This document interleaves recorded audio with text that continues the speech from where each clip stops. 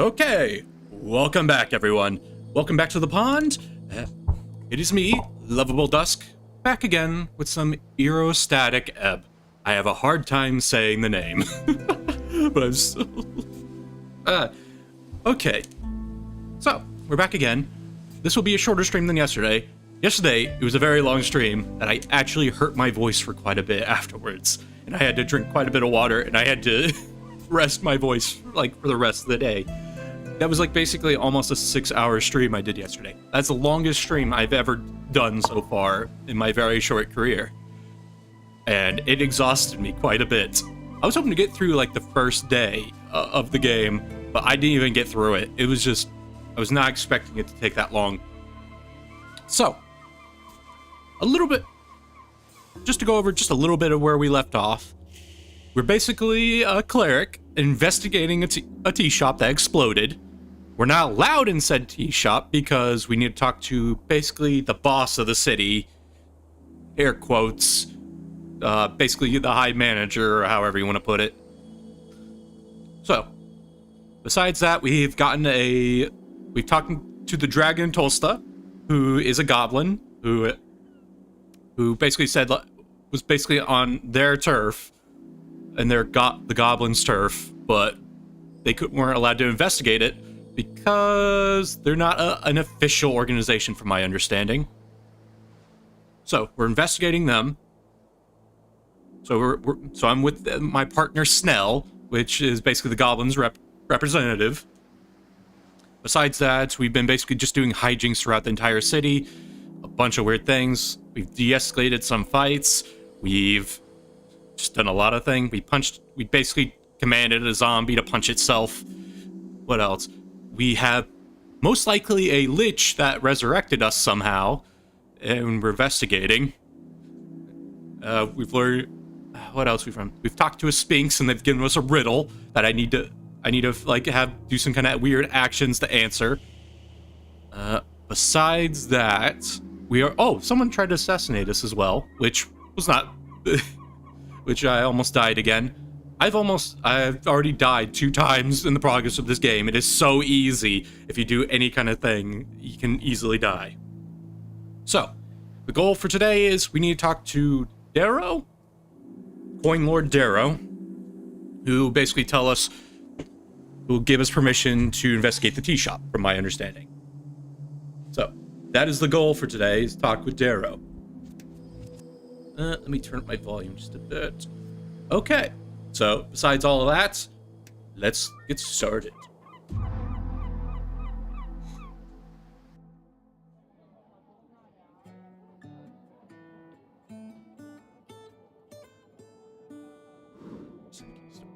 Okay, we're in the Drunken Sphinx right now. Now, who else do we need to talk to? Let's see. Talk to you? The goblin glances at you. Snell, smarter. Smarter Thengu? Smarter Thengu. Snell. Don't cause any trouble. Smarter Thengu. Okay. Snell motions for you both to leave the guy alone. One of your cousins? Something like that. As the two of you take a step away, Snell sighs. Smarter is notorious pickpocket. Don't let him get too close. What kind of goblin isn't? You should learn from Smarter. So he's a goblin. Oh, he has common thief, eh? Cool, he's a rogue. I like me. Snell shakes his head. No, look, I'm talking real, actual, pathological kleptomaniac case. He can't keep his hands away from the pocket type deal, except Smarter. He fails every single time, hurting himself in the process. Okay, so he's a failed pickpocket. Why do they call him Smarter then? Fails every single time, hurting himself in the process. Oh, yeah. Don't think he ever gone away with anything, so just be careful around him. I don't want him hurting himself again. Okay, let's not stick around then. Okay, let's take a little bit more look around. Here. Can't do anything with the Sphinx right now. Let's see. Oh, it's Agent Varia again. Engage. It would be something akin of 1,000 a month. Standard fare, really. Roxabitzer local tavernier. Obviously, all your priority deals would have to include in that. Obviously. Which would make it more akin to double the price, at least. The orc woman places her cup on the counter and leans forward. We hope you'll consider it. The fiendish woman behind the counter gives her a wide, sharp grin. Vera turns to leave and almost walks right into you. Whoops. Cleric, lovely to see you again, but I can't stop and chat. Do swing by the water lane later, will you? As the orc steps past you and leaves the tavern, you look over the woman behind the bar. She locks eyes with you while putting away the orc's cup. Approach. Hello, madam. So, Rebix, local tavernier. My wisdom is so bad I can't see any kind of DC stuff. Okay, let's talk. Hey. Behind the counter stands a woman of fiendish origin. Focused on filling up one tap, she immediately stops when she notices your approach. A tiefling. Welcome to a Drunken Sphinx. What'll... My good lord, a cleric. How lovely to see you in this city. Stop by. The city, stop by. She gives you her full attention. Name's Rabita. Will I be serving you tonight? Point at her. How'd you get that happen? I'm a cleric of Norvik. Actually, I need to make it clear to you that I am not a cleric. No way. I'm the cleric of Norvik. The cleric? Oh my. You carry weight and pride of a true cleric. You carry the weight and pride of a true cleric.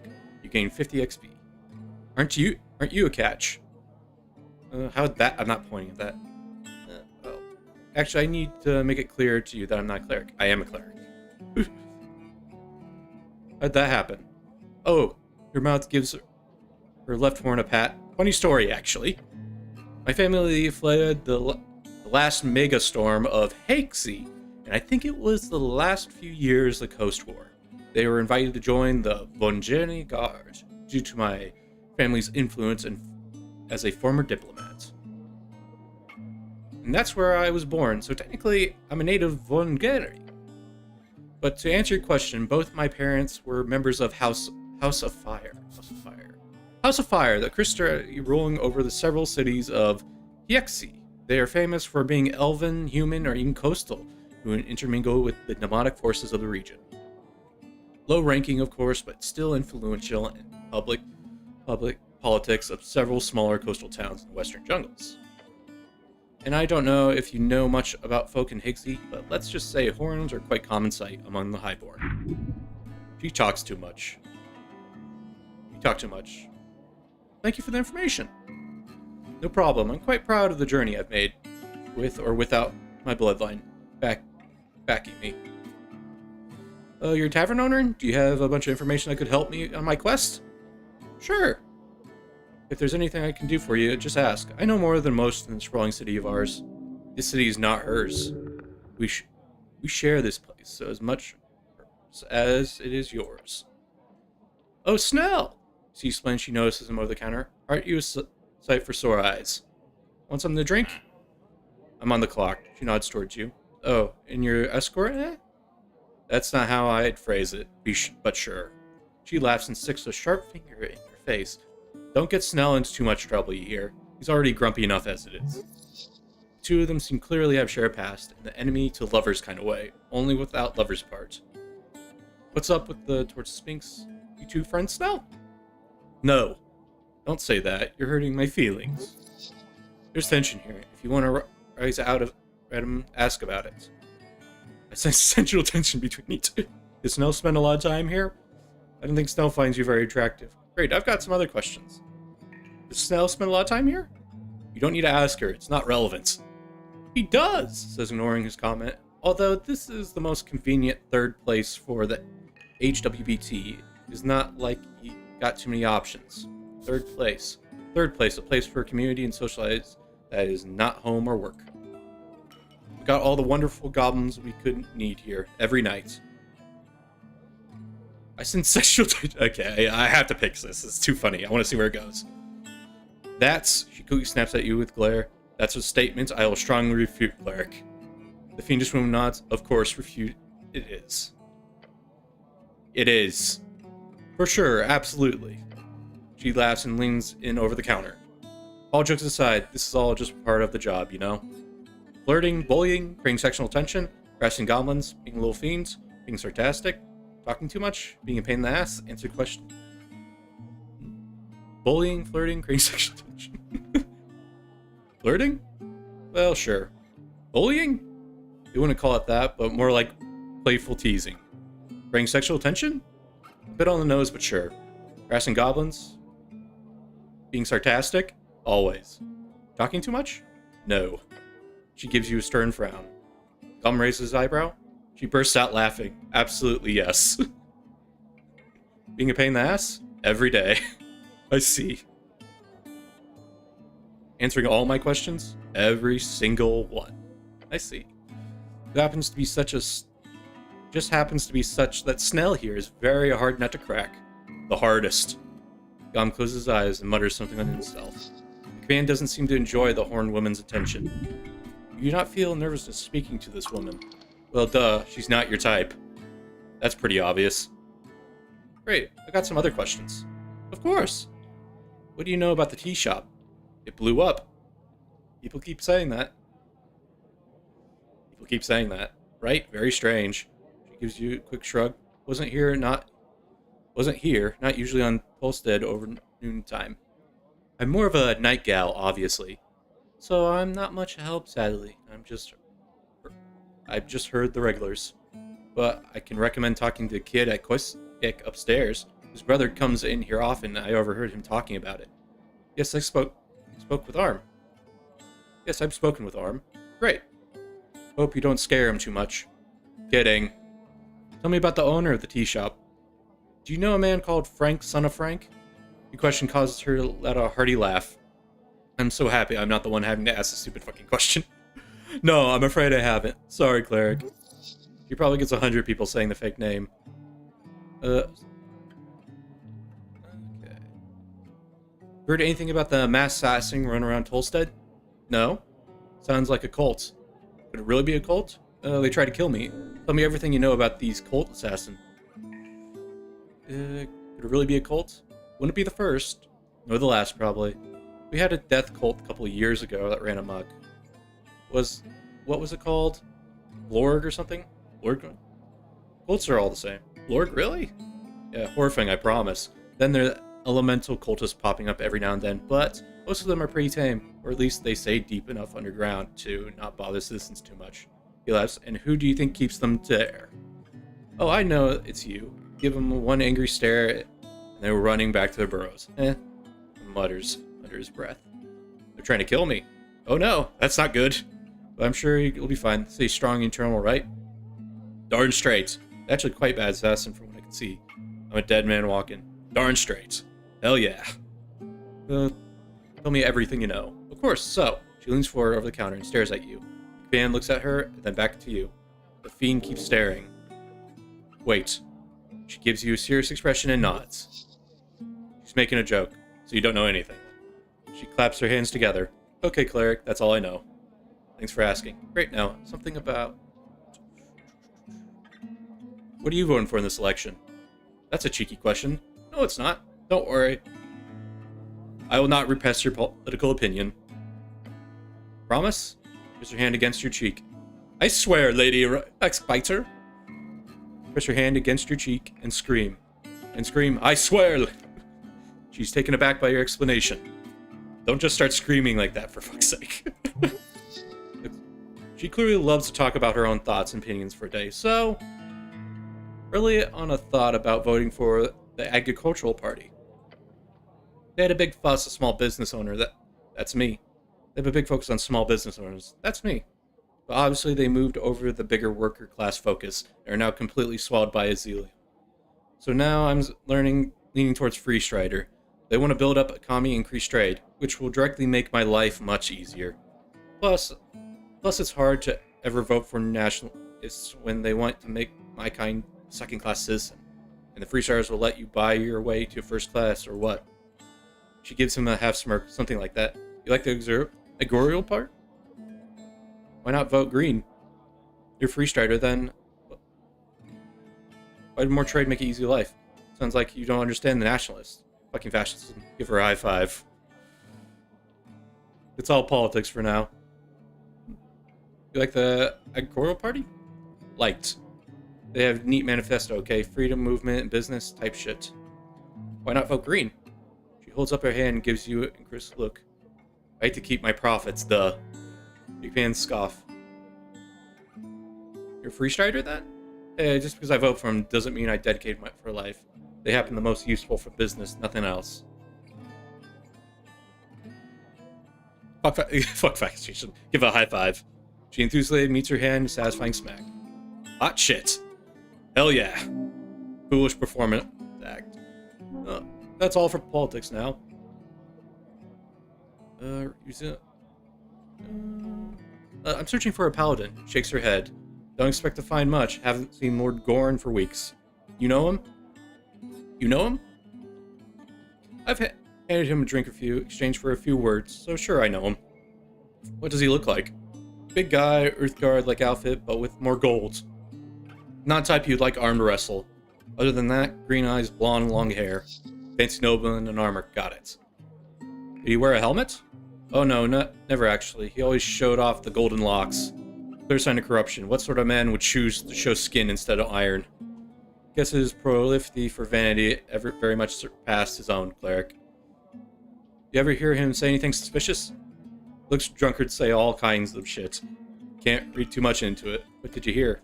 Mostly a bunch of ranting about how every single political enemy should be burned to the ground. Typical pro-human slogan, you know, stuff. That just sounds like objective truth to me. So, Lorden's fascist, got it. I'm sure he has a reason to be upset. Hope you told him to shut his mouth. So, Lorden's a fascist, got it. He laughs, might be simplifying the issue a bit, sure. You know where I can find him? I hear all kinds of rumors, cleric. Either he's cracking under the pressure and started living a fisherman, or a beggar on the water lane.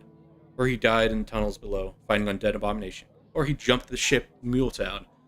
Maybe Lord Gorn wants to head out into the infinite wastes through Toll's Pass. Either way, I don't think you're going to find him, cleric. But maybe there's some clues if you fate somewhere in Tolstead. Who knows? Thank you for the information. You're welcome. Can you tell me about the tea shop owner? Drummer, he's a real piece of work. Like, I'm impressed that he kept the tea shop afloat for so long. But, look, I know the rumor, Kay. Falsehood? Love rumors? She leans in and smirks. Same. Drummer kept the tea shop full of evangelists, mostly young ones. But supposedly he's been working with the Freestriders on the side. Like some kind of spy? She laughs. Could you imagine? Does he come here often? None. Or, well, yeah. So that's a maybe? Look, I see him around. He's not a regular, but when he does show up, he's loud and wants to perform. You know. She gestures drumming at the counter. Not the greatest patron.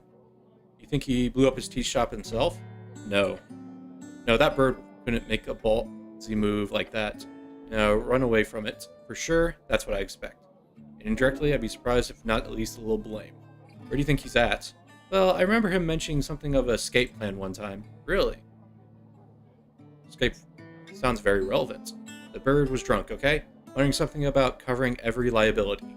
And how his escape plan was, look, I thought it was a bad joke. But he said, from what I recall, that he plans to sneak into a crate and ship himself to Reed's. That's a wickedly good plan. You should look for him in the water lane. At the warehouse or something. That's because this bird is smarter than I thought. That wouldn't work, would it? I mean, I'm sure it's happened some point historically. She shrugs, drunk rambling, but if it were you, I would check the water lanes. That's it for now. I think that's good for now. So, I need to go to the water lanes. Stairs up to Tolstead. Okay, where does that lead me? I need to go to the water lanes and look in crates. Very helpful.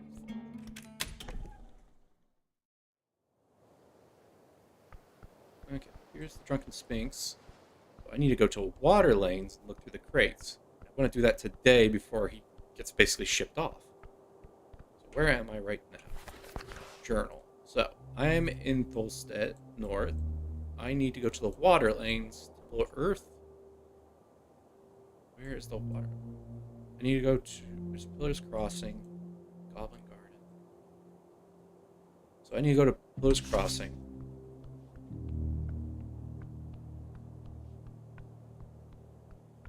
That way first. Pillars Crossing. I think I gotta go down here. This way.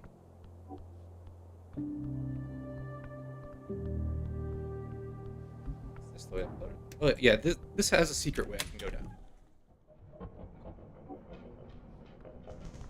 I do not... Is that a lobster? Okay, go down. Approach the ladder once more. Long way to fall. This time you should be easier. Climb the ladder again. Step on the ladder, and then you are at the bottom of the ladder. Let's go.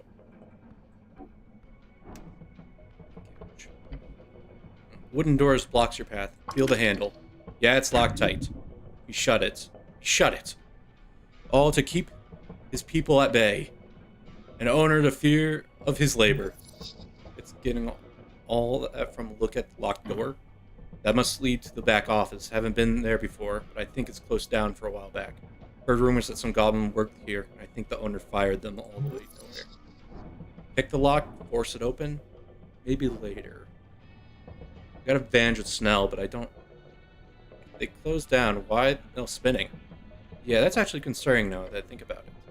I'll ask around. Okay, I'll come back to that. So, I gotta go to the water lane.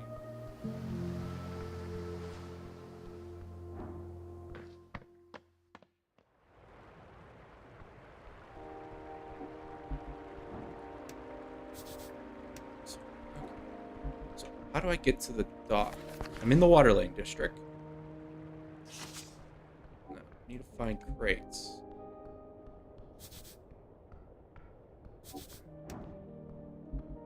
Okay. So, I need to find some crates. Where would crates be? I want to ship himself off. Is there a way down here I can go?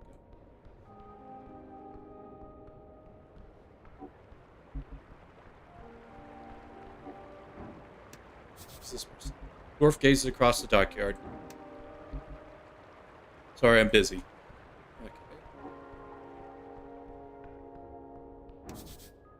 Office of Sernopin PN.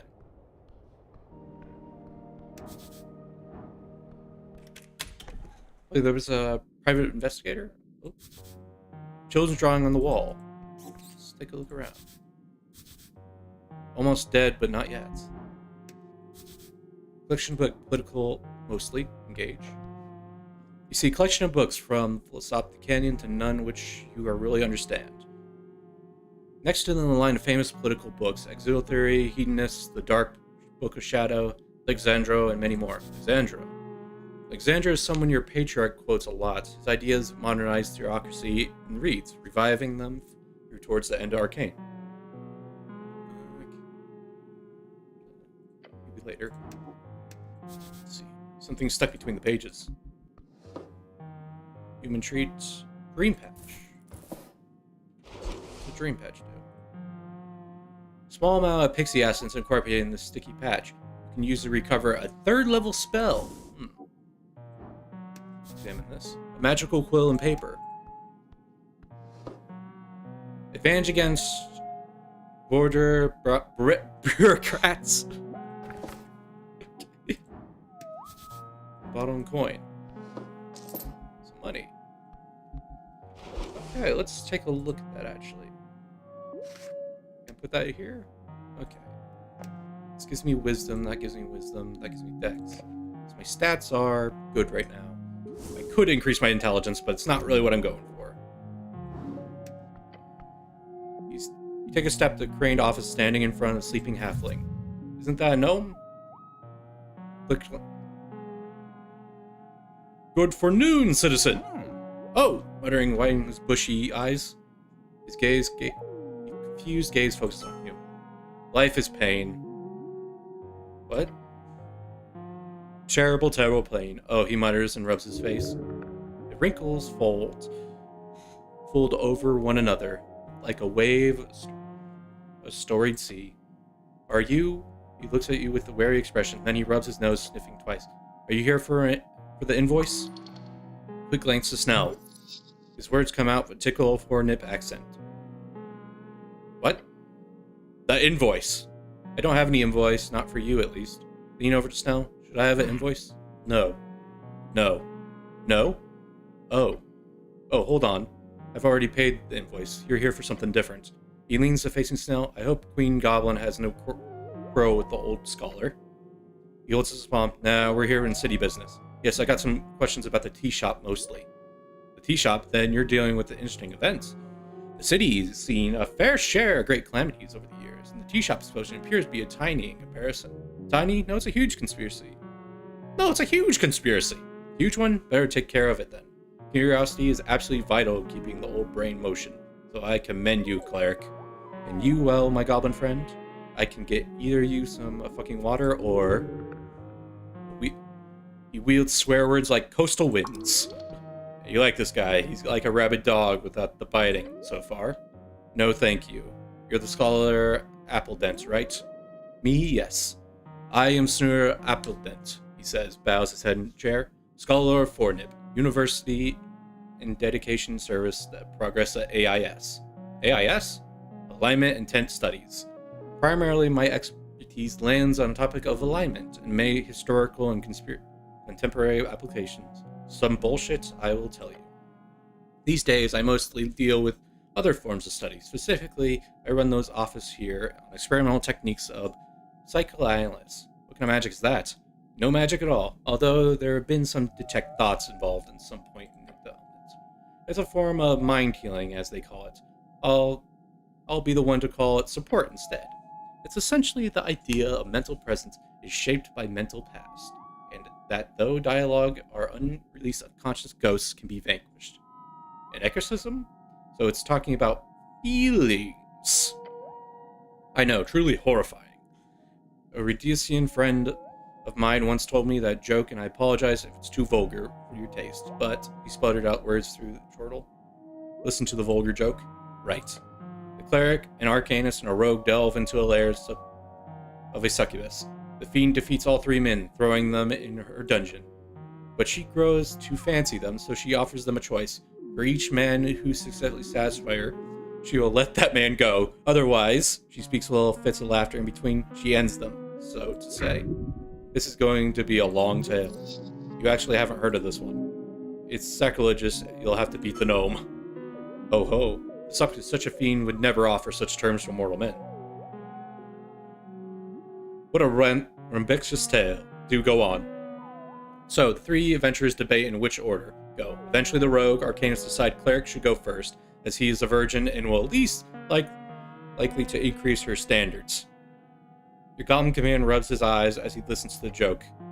The cleric, being divine so on, prays to his gods and goes to the fiend's bedchamber. He comes out 10 minutes later, completely unharmed. He gives a thumbs up to his two friends, who of course both feel a great sense of relief. The arcanist goes in next, confident and arrogant. If the cleric could do it, the fiend must be easy. Within minutes, his bones roll out of the bedchamber entrance, the man having been incinerated by hellish flames. The rogue is horrified, but realizes, obviously, the arcanist overestimated his abilities, so he carefully enters the bedchamber, ready to put every ounce of effort into it. Less than a minute later, he screams and erupts in the bedchamber, and the rogue's lifeless corpse falls out of the entrance. The cleric prays for the souls of his comrades and gathers their remains for burial. Succubus steps out, smoking a cigarette. She tells the cleric, "My friend, you were truly terrible. They were just fumbling about down there. At least you managed to touch it a little." To which the cleric responds, "You're truly an awful creature, and I will pray for your presence to be exorcised from this plane existence every day until the day I die." Then, before he walks away, the cleric also adds, "Oh, but I did heal the horrible wound you had between your legs. Hopefully that makes you less evil in the future." Gums lets out a slight gust of wind through his nose. Okay. Then, before he walks away, the cleric... I don't get it. Oh. The halfling troll is literally my kind of humor, you might say. In short, you can view the succubus as an evil in the world gorgeous fervor would pray to repair. However, such preparations could often lead to not so much optimal path. He keeps on laughing. Or, most simply, you could say that the best allegory for alignment itself. The cleric meant well for all intents, but his actions cost the lives of both comrades. And his actions cost the lives of both his comrades. Is that evil or is it good? And so on. Either way, psychoanalysis, yes, that's what we're talking about. Drink. It's about the feeling of thoughts and memories. Choices you've made, things that have happened to you. They can bog you down, so to say, and the goal of the clinical practice is to root that out in the patient's mind, help make them aware that repressed negative baggage at will. So, can you move forward more speedily? I don't have any repressed negative feelings. Sounds like removing a curse of the mind. It's a metaphorical sense, yes, but it's not the only thing to work on here. I'm actually exploring dreams of animus. A dream of man and woman. What a pervert. You like this guy. You dream about men and women? Sometimes. But the dream is just a concept of understanding gender ideologues. Beyond that, I also focus a lot on my own unverified theories. He taps his knees and grins. The folk spirit. Have you heard of it? No, I have not. Understandable. It's not yet published. The folk spirit is a working title for my new thesis. Most of it, excuse my, is fucking bullshit. But in short, it's about how each folk share a number of core communal archetypes, or myths. I have traveled around the coast and collect many tales, writing down thousands of stories previously only passed down orally, all to see how well my theory holds up in the minds of so many folk. He clears his throat and leans back in his chair. Apologies, I was ranting, so let me put a stop to it. What do you want, cleric? I think I'll come back to him, just because I need a bit more. I want to find the bird. Need to find the bird, man. Okay. Where would he be? Sure. So I know he's in water lane. Is there another spot I can go to? In water lane. Water view. Let's see. Quest bird. Taking roots. Class conflict. Take roots? What's this mean?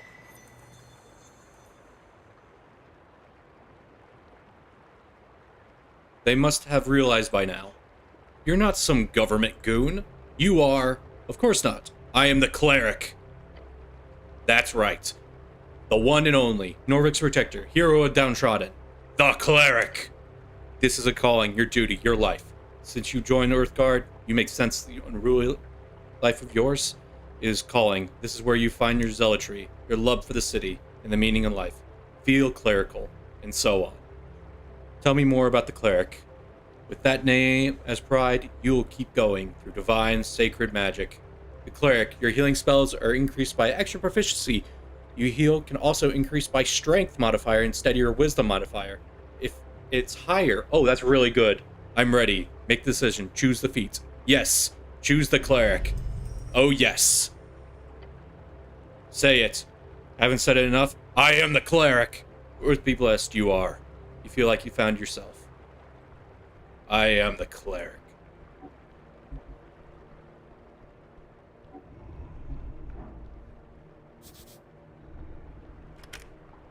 Shut for the day.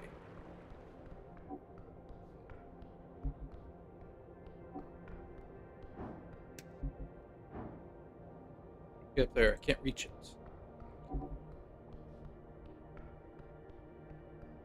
Okay. Oh, wait.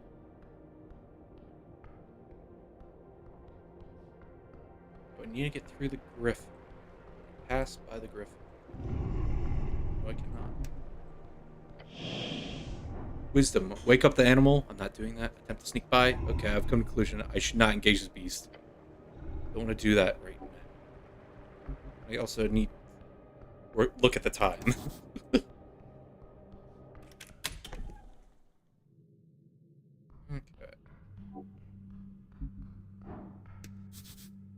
Dormitory out of commission. Sick.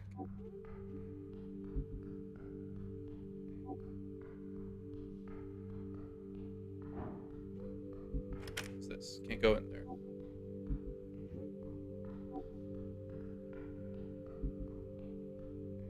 Where's that down there? It's R and A. Don't live here. It says Snell. Oh, I found Snell's house.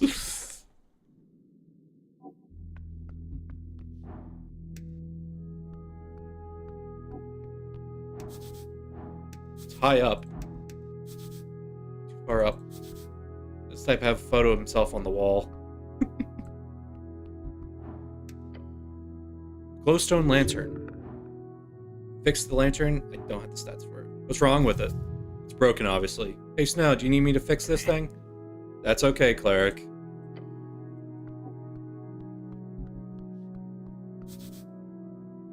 Do not need to relieve yourself. Snell's boxes. What's removal oil? Oh, really strong healing. Baguettel. The goblin has some good taste then. Snell's work. You stand before a wooden board covered in sketches of various people. What's this, Snell? Look at the sketches. You don't see several faces you recognize. Some you don't. A birdman with a black-white pattern, a long note, a tea shop owner. Bulky merman, text rival, no, unambitious.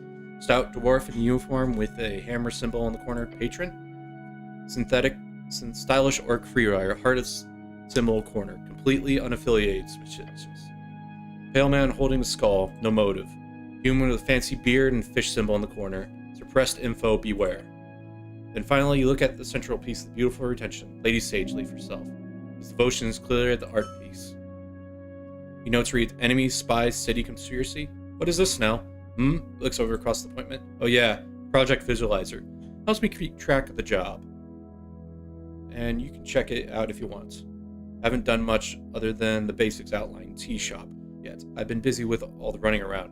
Looks like a ton of work. You're good at this, Snell. Thanks. So what do I do? It's what I do. Once you finish, I'll make sure to compile them properly and report to the old lady.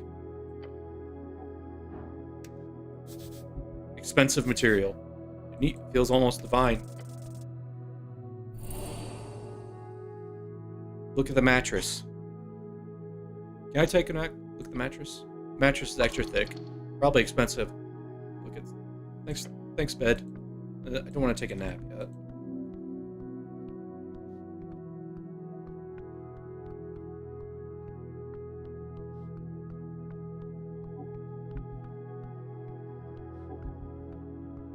There's like a little blurb I saw there. Family.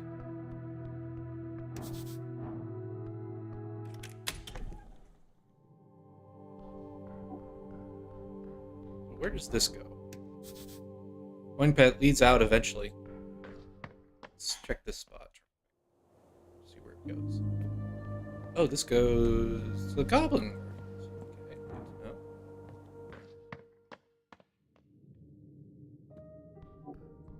Oh, found something. Did you just rip those mushrooms out of the pot? Why? Why did you do that? What? It was cultivated there. It was potted mushroom. Alright. It's my right to do that. Oops, didn't mean to do that. I'm not sure why I did that.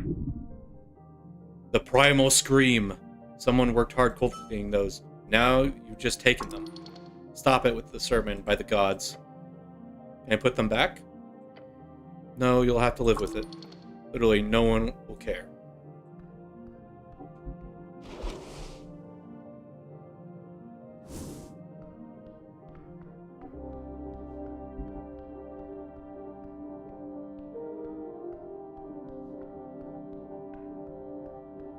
Mushroom lady.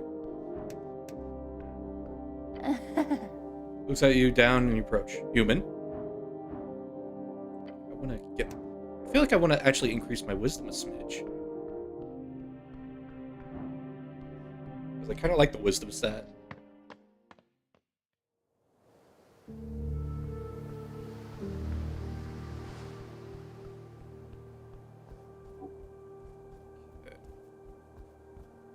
Oh, Something's in that tree. Engage. You look up at the branches of the bracken tree. It stands tall in a garden covering you. It's majestic. Nature is reaching tall and deep. These roots go below the city, nay, even below them. Touch the tree. Your hands firmly on the bark. Good tree, strong tree. You don't see the purpose of this. Look up at the branches above. The wind caused the leaves to dance. Wait, between the branches, high above. Oh! Is that a hole in the bark? You follow the wide enough and you stick your hand inside. Something glimmers in there. Treasure it. Bird's nest? Yes, get up there now. Could cause physical harm if you fell from this height. Height are scary. The branches shudder in sudden gust. I'm not going to tell you what to do, but I suggest not doing it. Climb the tree. Grab onto the trunk and press your entire body against the rough bark and slowly make your way through it. Go. Just a bit more. Dexterity.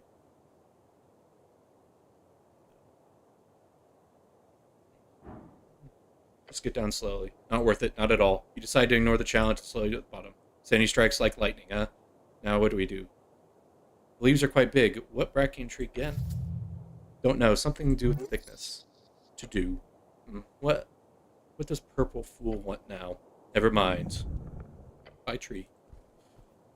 I may come back later for it. Okay, I think maybe now I can actually go talk to him.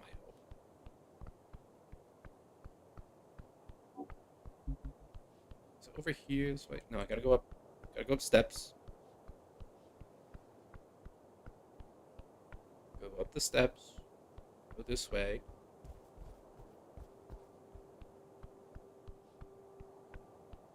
Talk to him now. He's not here, so I think I can.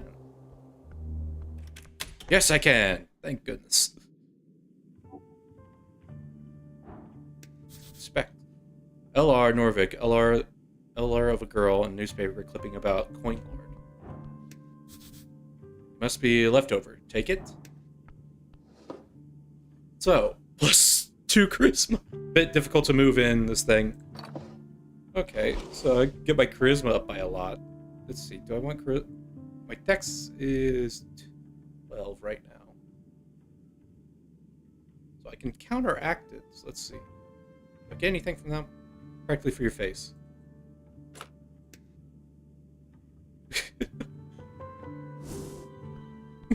Yes, I'm putting it on. Well, in many colors. Let's see, talk to the angel. The angel stands tall. She blocks the hallway leading further into the Coin Lord's mansion. She looks like a giant here, despite high ceiling. Her many eyes glare at you. Is the magistrate points the stairs? She nods. We'll see you now, cleric. It causes you shiver. The goblin gives you a stern look. Your muscles scream for you to ready for a battle. Oh, okay.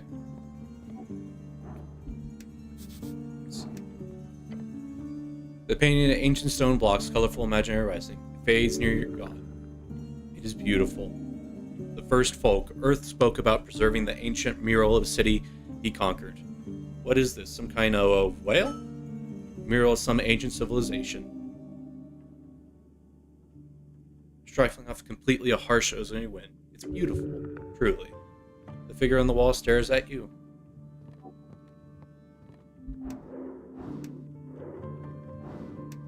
Engage. Atop the stairs, you see a man placed upon a silken throne. A well-groomed face and a single bulb candle, but he does not look at you. Instead, he folds his paper Norvik post in a half sigh. He's waiting for you. Won't you look at that? It's Coin Lord Darrow, in the flesh. Your boss. You hear about this? The man slaps the newspaper. Azil's opportunities strike fear and the Sinker's Guild. Then he lowers the paper and mutters, 9,000 crown in damage. Darn, that's like 2 years' salary. This man commands attention. Protesters? The Zeal spirit is strong. With nothing but wasteful chaos. The Zeal spirit is strong. Yes, they certainly are tenacious. His eyes, he's reading you. Are you... Did you take my helmet from downstairs? Yes. He cracks a smile. Whatever. Go ahead. Take what you need. Your golem command lets out a sigh of relief. That's what life has come to here in this city, isn't it? Everyone just grabs what they need. It's democracy. I like democracy, except not free rider way. You don't like democracy? I enjoy the frog. No, don't. Bro lets out a sigh, folding his paper in half again. It's the aged crowd. Aged crowds, that's what they call it. And the loudest voices keep shouting at me in particular scenes. The crowd has power beyond belief. Furrows his brows. Moonlight makes him look like a marble bust. This is a true statement. He shifts his eyes over your companion. I see you've picked up a goblin. He takes a step forward. Lord Barrow, Lady Sageleaf has declared joint operation. She?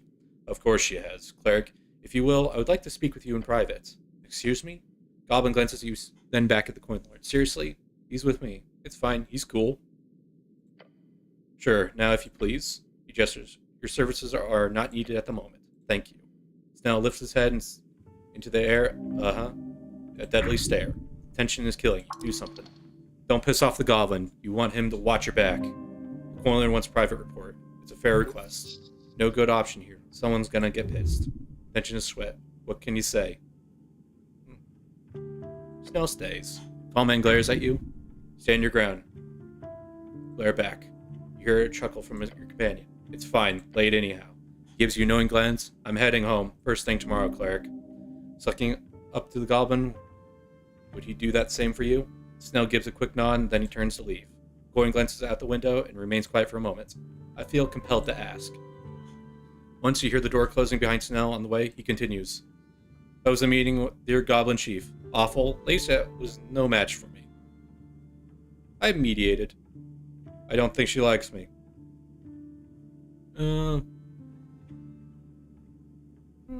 Please. I mediated. Good man. Coin then looks at the time, exclaiming, and you're clearly good. The party meeting finished up before midnight for once, so that's excellent timing. You saw sign, then lose it. Must apologize, cleric. Tossing you around as a pawn in the regretfully political game ours isn't something I hoped for. You obviously have much more important matters to attend to in the palace. There's no greater act than serving your city. And the man Barrow, he's descended from the Lord Patron, Borgo Barrow himself. Borgo Baron, the legendary first paladin of Earth, founded Earthguard and died tragically in a young age. He's remembered as a manly ideal to Norvik. The Lord is flattering you. He's gotten far in life using this tactic. I'm here to protect the city, my lord. Good, good. I'm pleased to hear that. First things first. I'm obliged to offer accommodations during your stay here on Tolstead. Obliged, interesting word choice. You may stay at the old guard tower. The coin lord tosses you iron key. The key will get you access to the tower. Ader uses one of the floors. You can take the top one. Thank you for the housing, my lord. This tower is it fancy? Whispering, I'm sharing with the weird eye lady. Thank you for the housing, my lord. No need, thank me. It's entirely customary. Yeah, he has to do it, otherwise he certainly wouldn't.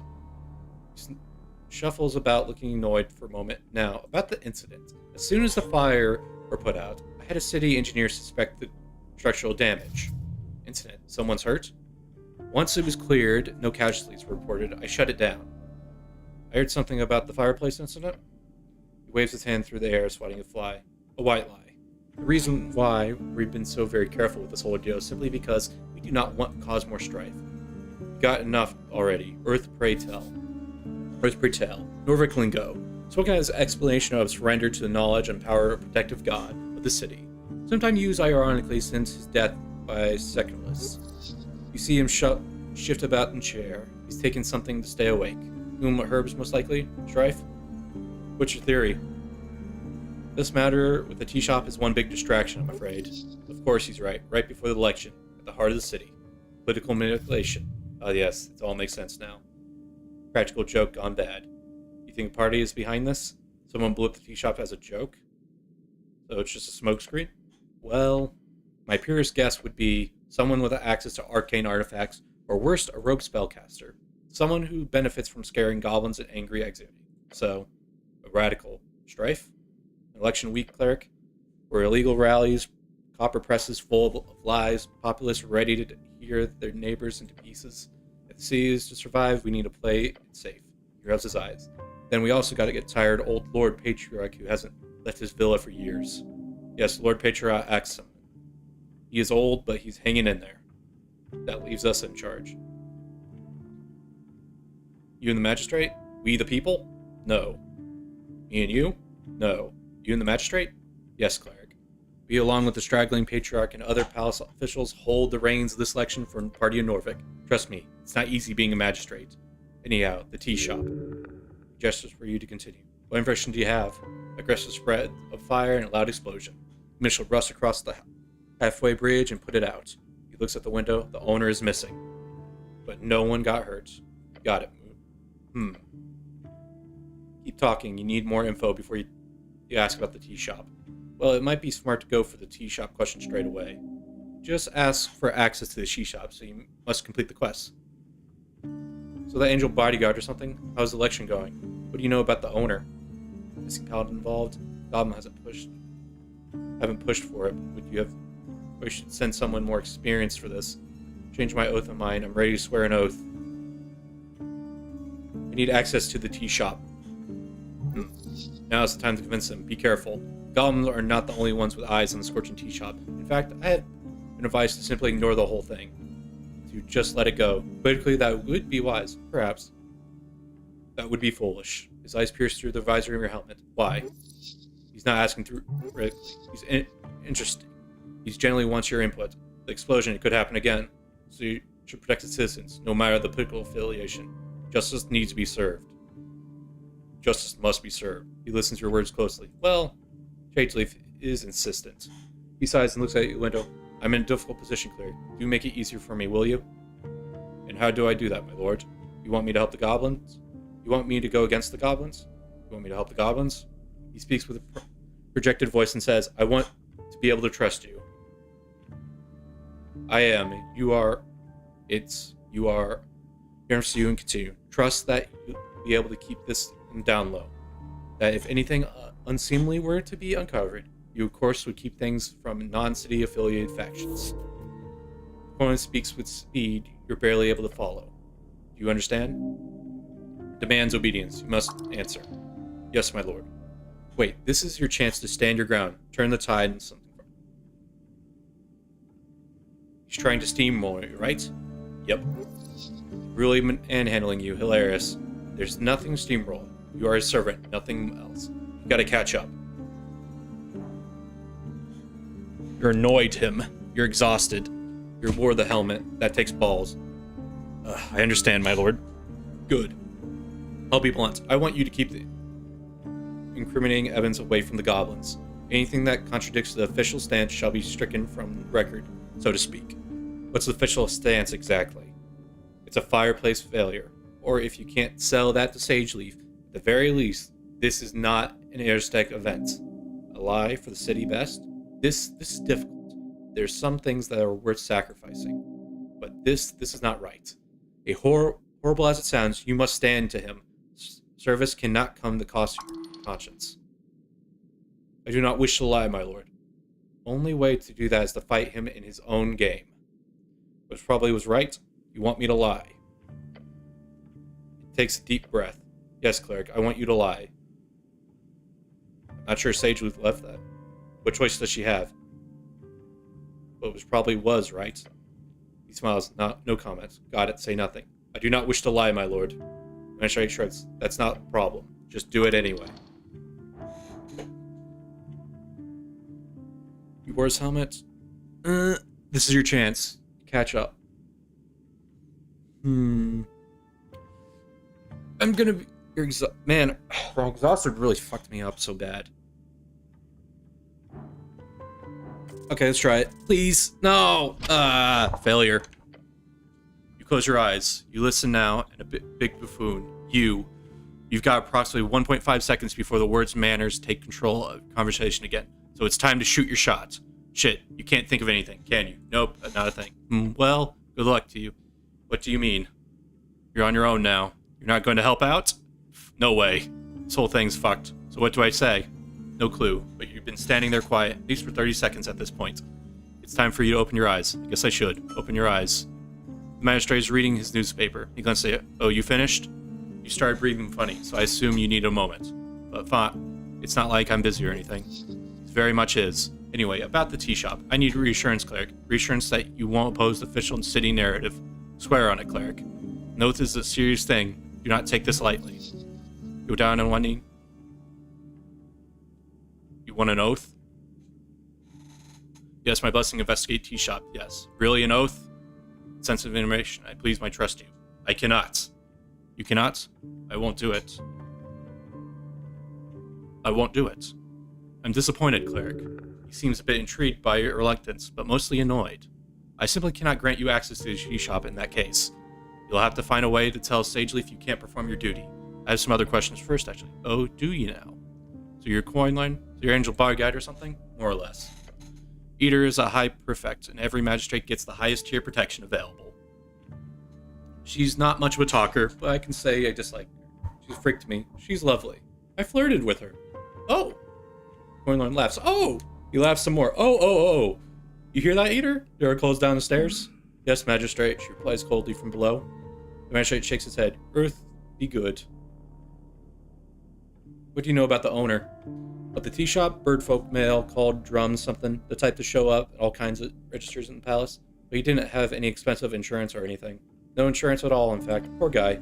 That bird hasn't left the city in official capacity. He's on the list. So you don't know where he is? He sneaked out of the city? Maybe. He's halfway to Vora by now. Maybe he's down in the sewers. Who knows, cleric? His kind can found in all kinds of strange places. Bird folk are known for their criminal rude stereotype. I changed my mind. I'm ready for an oath. What is the actual job here? Your actual job? To do what I asked you to. He's getting tired of this. Look around the rubble. Ask around for witness and evidence. I want you to keep that goblin happy. Do that and I'll be happy. You really should send someone with more experience. If the goblin haven't pushed for it, would you have sent me? Poshman looks at you for down. No, I don't think I would have. He's not talking around it. He means he doesn't see you as a threat. Is the missing paladin bone involved? Yes, that's a paper column now. Lord Gorin has been missing for weeks, so I'm afraid timeline doesn't quite add up. Shakes his head. If you find him skulking about below, ask him anything he wants. Just let him know he's been kicked off the campaign, okay? He sounds pissed. Running away from your responsibilities as a paladin sounds like a disgrace. Paladins would often delve into deep in tunnels below Norvik. It's tradition, really. If you find him, perhaps you'll have a reward. How's the lecture going? We're winning. Earth be blessed. The voice is not cheerful. Good job. You're not happy about it? He scoffs. We got a third of the populace. A third. That means we already lost goodwill of a large portion of the human population, according to the latest polls. And the campaign's half failure, but it'll get us over the finish line. What sort of chaos election brewing? What's your problem with the zealots? You're kidding. They'll infiltrate every guild. Their rally circus causes near riots whenever they get gathered up. They're disrupting the economy. When the agriculture fell apart, we almost had a famine on our hands. Or, well, he corrects himself straight. Famine is a bit of exaggeration, but they did practically run our grain support for the entire quarter. Hell, we're better off with the free striders any day a week. They at least upheld basic economy stability. He's spitting truth. You should not say such dishonorable things. Only a city was holding Earth's legacy can rule. Nat Capan? National campaign aimed at reuniting the spirit of Earth and its folk. Great movement. It's been 70 years since the reconquest. Let us celebrate the victory. CMA rains his cheers. You argue it quite successful before this campaign. Humans were kinda lost. Now they have purpose. He sighs. I read Lexdrone, I assume. You have read Lexdrone, I assume. Say yes. It make you look smart. Yes, of course. No, oh no, that was a mistake. He was a human cleric in Old Demir. He doesn't really matter. The fellow wrote a book about nationalism following the footsteps of dead gods. He follows his teachings when building the campaign. The campaign to bridge the gap between the followers of Norvik and the citizens of Norvik. You want people to worship the state? So religion is dead then? No, of course not. This religion united with the state. Hopefully they'll both stay very much alive. Horrifying. Statue of Earth legacy. Why not worship? Sort of chaos election brewing. All kinds. There's some other questions, non-election question. Okay. I think that's everything. I'll go now. Uh-huh. He leaves more science in the air and he glares at you. You're really ready to go at this alone, cleric? You're aware that I will not grant you access to the tea shop. I am aware. So how do you intend to solve this? I won't. I'll just cry in the corner. I don't think you need to know that. Maybe just a few more questions. I'll find a way. Interesting. Okay, then. Good luck. Good luck out there, cleric. Thank you for your time, my lord. You should go with solemn silence.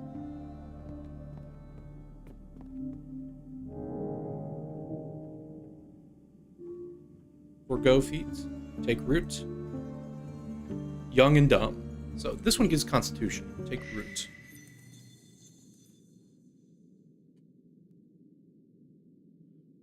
Trouble brewing. Young women running around the streets, slinging exile propaganda to unsuspecting citizens.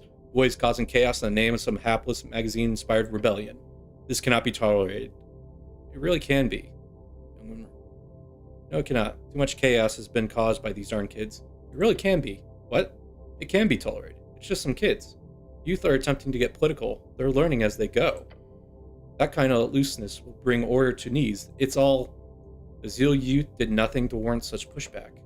This era is one of communication, ideas interchanged freely between populace and free-minded thinkers, folk dreaming of a Aquarian potential. However, the problem lies with the unfortunates who break their sear folklorian thoughts, the reckless unkindness. You must pray for them, beg of them. So, too, please stop being so mean.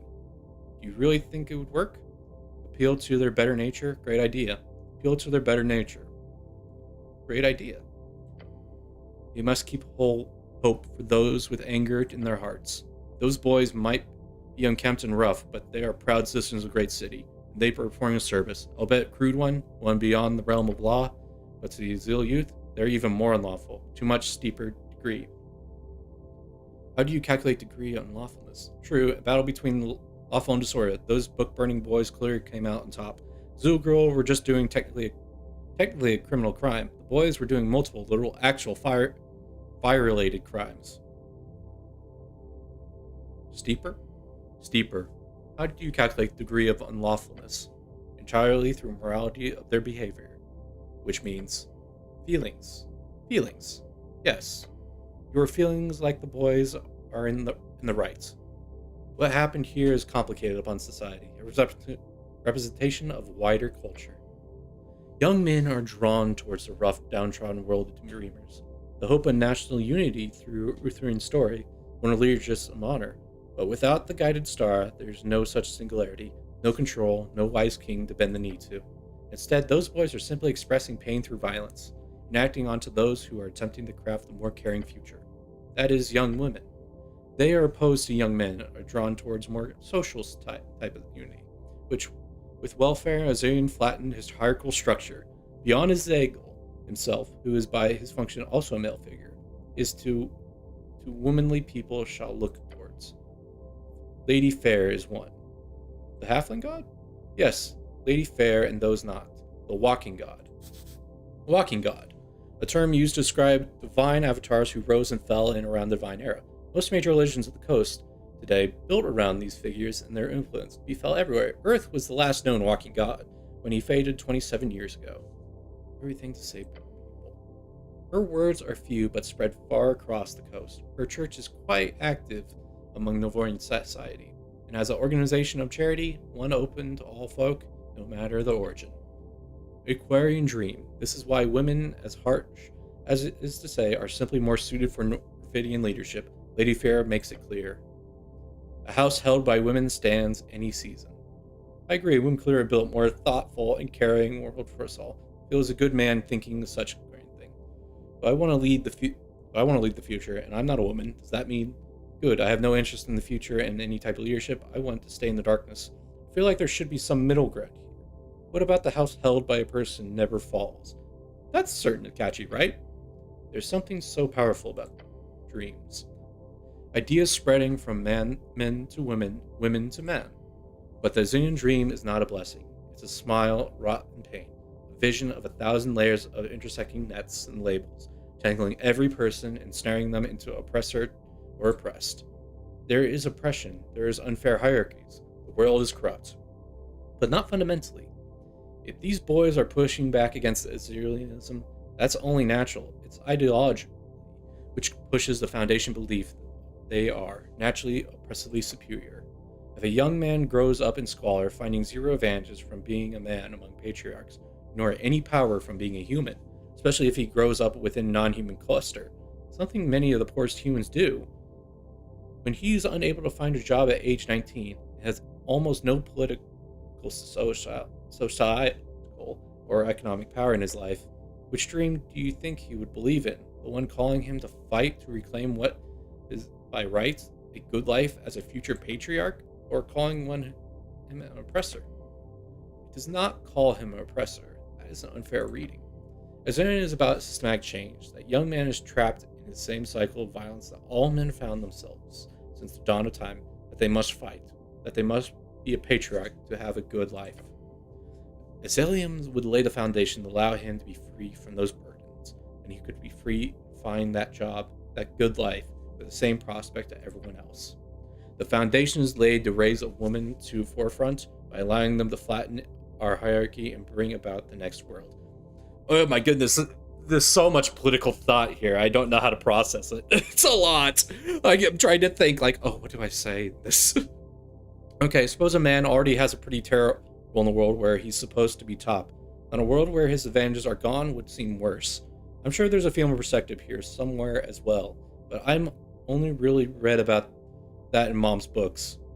It seems to me like more of a branding issue. The Zeals need to be more in tune with the economic aspect of interselectivity. They're clearly losing out on a ton of angry book-burning boys. Look, I'm just one of best for women. Look, I just want that best for women. No, I don't care about men or women. I'm an equal hater. We all suck. Okay. Perspective. We all just suck. That is not a nice way to go through life. It is, however, surprisingly egalitarian. You need to come to that realization. The one every boy reaches towards in the late stages of their capitalistic, pluralistic, and social awakening. And that? No, not at all. It's only your placement that must understand. Figure out where you planted those 2 feet of yours. Except where your bones will benign their incessantly slowish grind into the pavement. Learn more. Steel yourself. Seek love. Be more. Who has your place in the world? Suddenly understand gender. Realize your place in the world. Okay. Everyone laid upon Jor's spectrum, each judged for their perceived internalized values. You're approximately 0.52 decimals across the line into masculinity. That is a less abstract definition. A little over halfway being a full man. Sorry, what? Slightly over halfway, yes. I'm only halfway? Yeah, that seems about right. Can I disagree on this, or... Yeah, that seems about right. It's not ideal. Does that mean, I guess, I'm a woman? I can deal with that. I'm not sure how I feel about that knowledge. I can deal with that.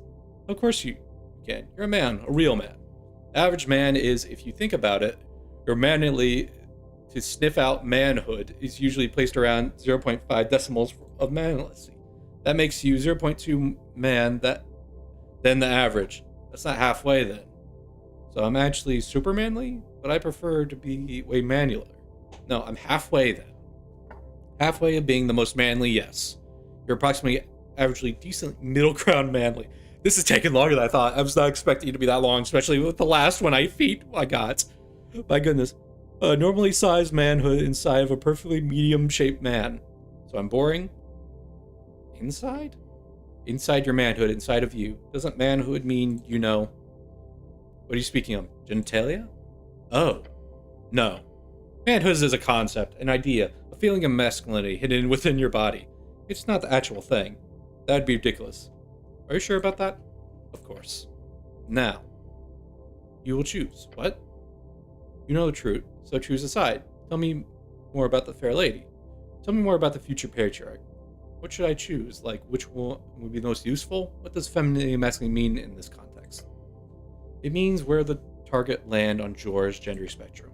There will always be one side of the side's middle point. If you disagree with judgment, take it up with Jor. You cannot do that. Jor is dead. That is what they tell you, yes. Tell me about Fair Lady. Halfling built religion out of feminine love. You can do something similar. The Fair Lady, extra proficiency in roles when speaking with feminine characters. Tell me more about the future. A brotherhood, a patriarch, a good and just world is within the grasp. Future patriarch, extra proficiency in roles when speaking with masculine characters. What should I choose? Like, which one I'd be most useful? In all honesty, you must think of this as a representation of your future struggles. In other words, the person who blew up the tea shop, the one who must discover, will it be a man or a woman? It could be either. A man. Sorcerer would surely be able to sling such a course, but a man is more likely to enact it. How do they make a decision? Do so. Stand tall. Do not be afraid. I think I'll pick the fair lady. The fair lady. It is done. The feminine has entered into your body, your soul, and your blood. Be kind to all. Be slightly less confused about gender.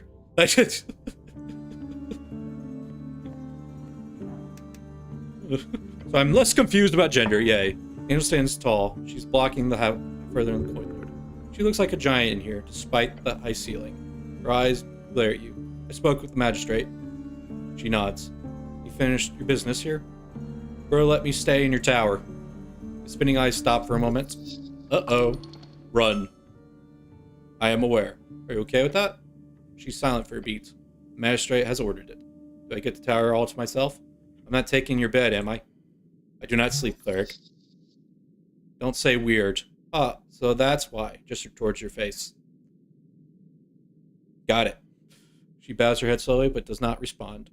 I'll be going to your tower, then. There's a bedroll on the upper floor. Do not touch anything else. Her words are fair, yet she does not have the right to order you around. Okay.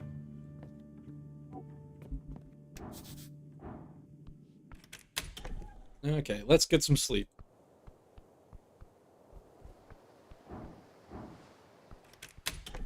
I think I can get my exhaustion away, which will really help me out in the long run.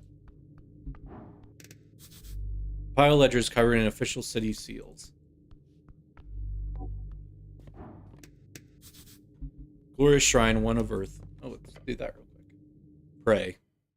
Chiseled monument focus in your mind. You take a deep breath and begin to pray. And tranquility. Anything new? Contemplate the assassin. Attack from below. You feel no worry for the dangers but misunderstandings in your mind? The answer is deep. Too well. Let's see. Prepare spells. Okay, we got 3 spells right now. Proper counter. Okay. Oh wait, there was another one, I think. Yes, there was. Take root. Democratization.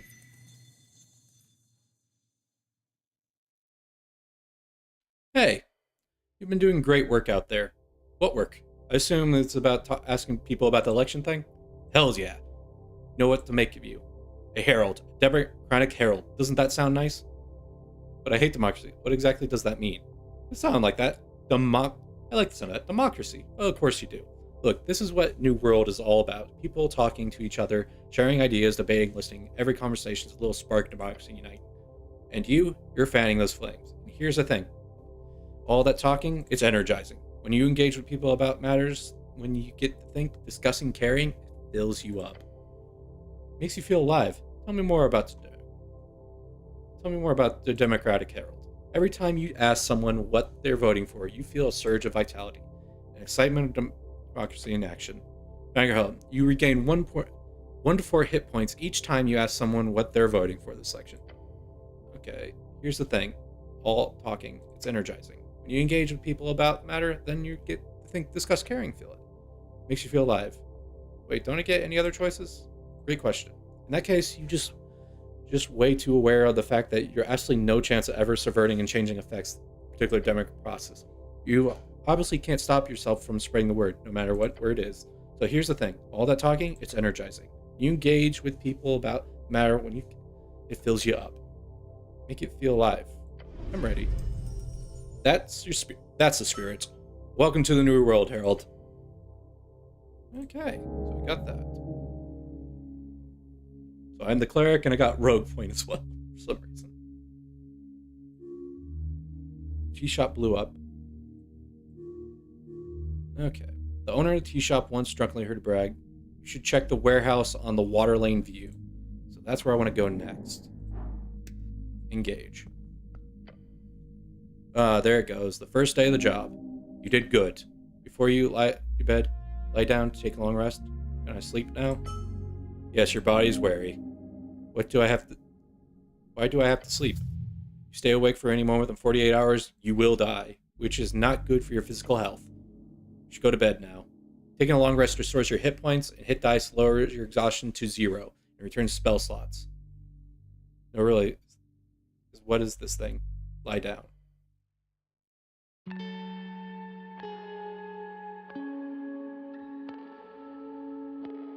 Staying within the confines of the guard tower, you successfully spend 8 hours in your long rest. Man, it's a really cool song. No need to roll or any encounters. You had enough for one adventure a day. Now let's see.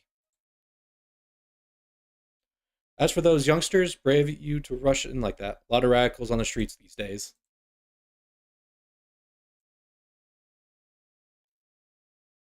Wazir and Rolla seem that they've been at war for quite some time. Maybe this won't be the last you see of them.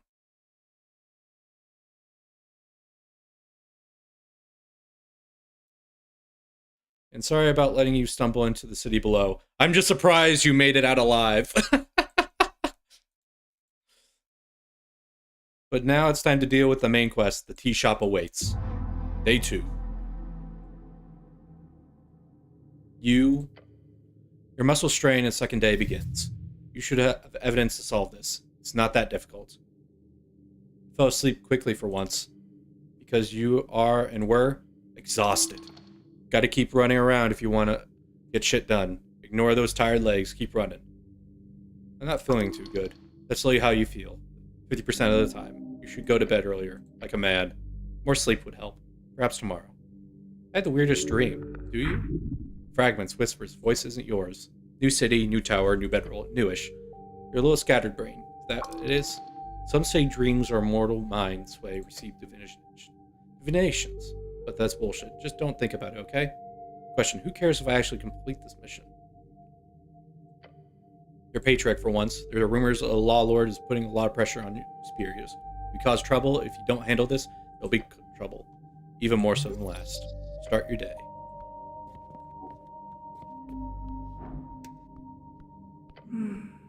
Cecily appears to focus on her dog with her many eyes. There is no acknowledgement of your presence in her eyes.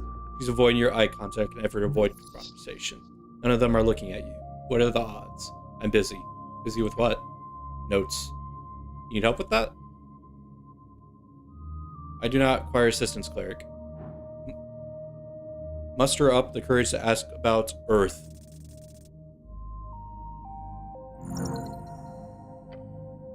You clench. You pause the necessarily built body function. Some necessary ones, like dreaming. Then you focus on your goal. Speak. Tell me about Earth. She stops writing. She mimics the sigh. Fated man god? Earth of Norvik? That's the guy. So he's your god? You serve him like I do? No. She lifts her hand pointing towards your chest. I serve his remnants. Does say Smokeful. What? Say he's more than just a remnant? The city's more than a remnant. She does not react. She disagrees. Not an honorable thing to say. Have you misjudged her? The Celestial turns her head to your direction just a bit. I uphold the honor through service and coin lord. She should serve you instead. You should serve me instead. Ha! Short laugh echoes your mind. Strangely, a human sound from an alien creature. She enjoyed that. Nice. You made her laugh. She turns her head fully towards you, and you see through the gaps in her skull. Every eye is fastened upon your soul. You speak like a man with power. Yet, I see but a child. Her words break your ego. Maybe one day. Maybe. She turns back to her documents, and I'm unsure about many things. Yet for now, I serve. For the good or ill. You got an in. God, she's terrifying. There we go. Now she'll speak with you, and for real. What do you know about the Celestial like her? Will you join my party? You seem like a strong companion.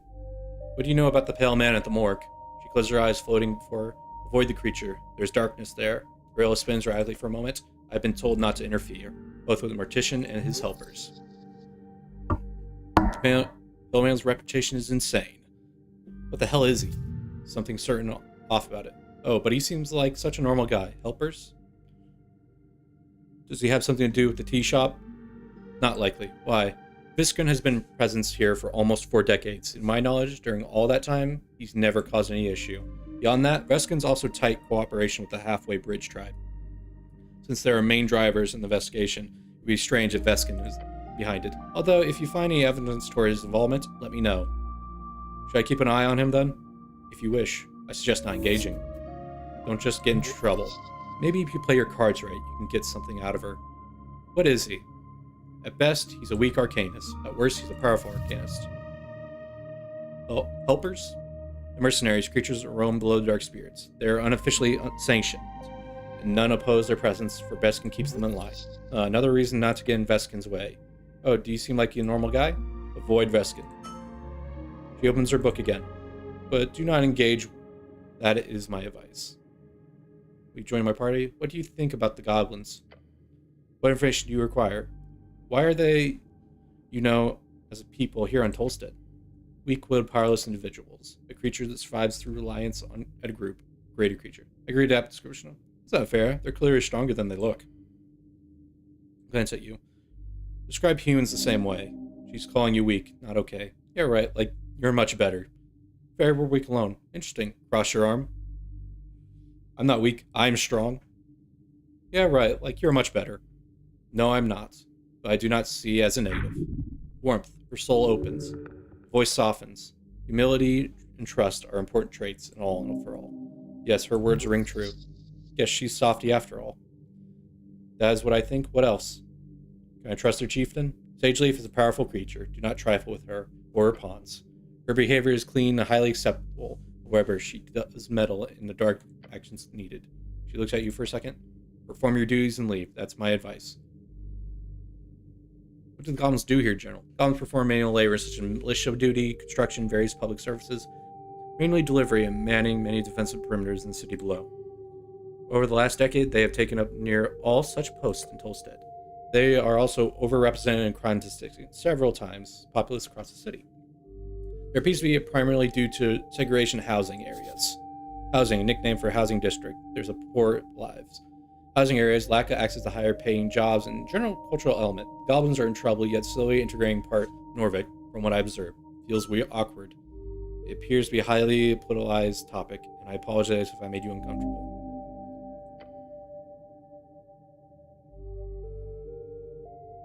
Oh, will you join my party? You seem like a strong companion.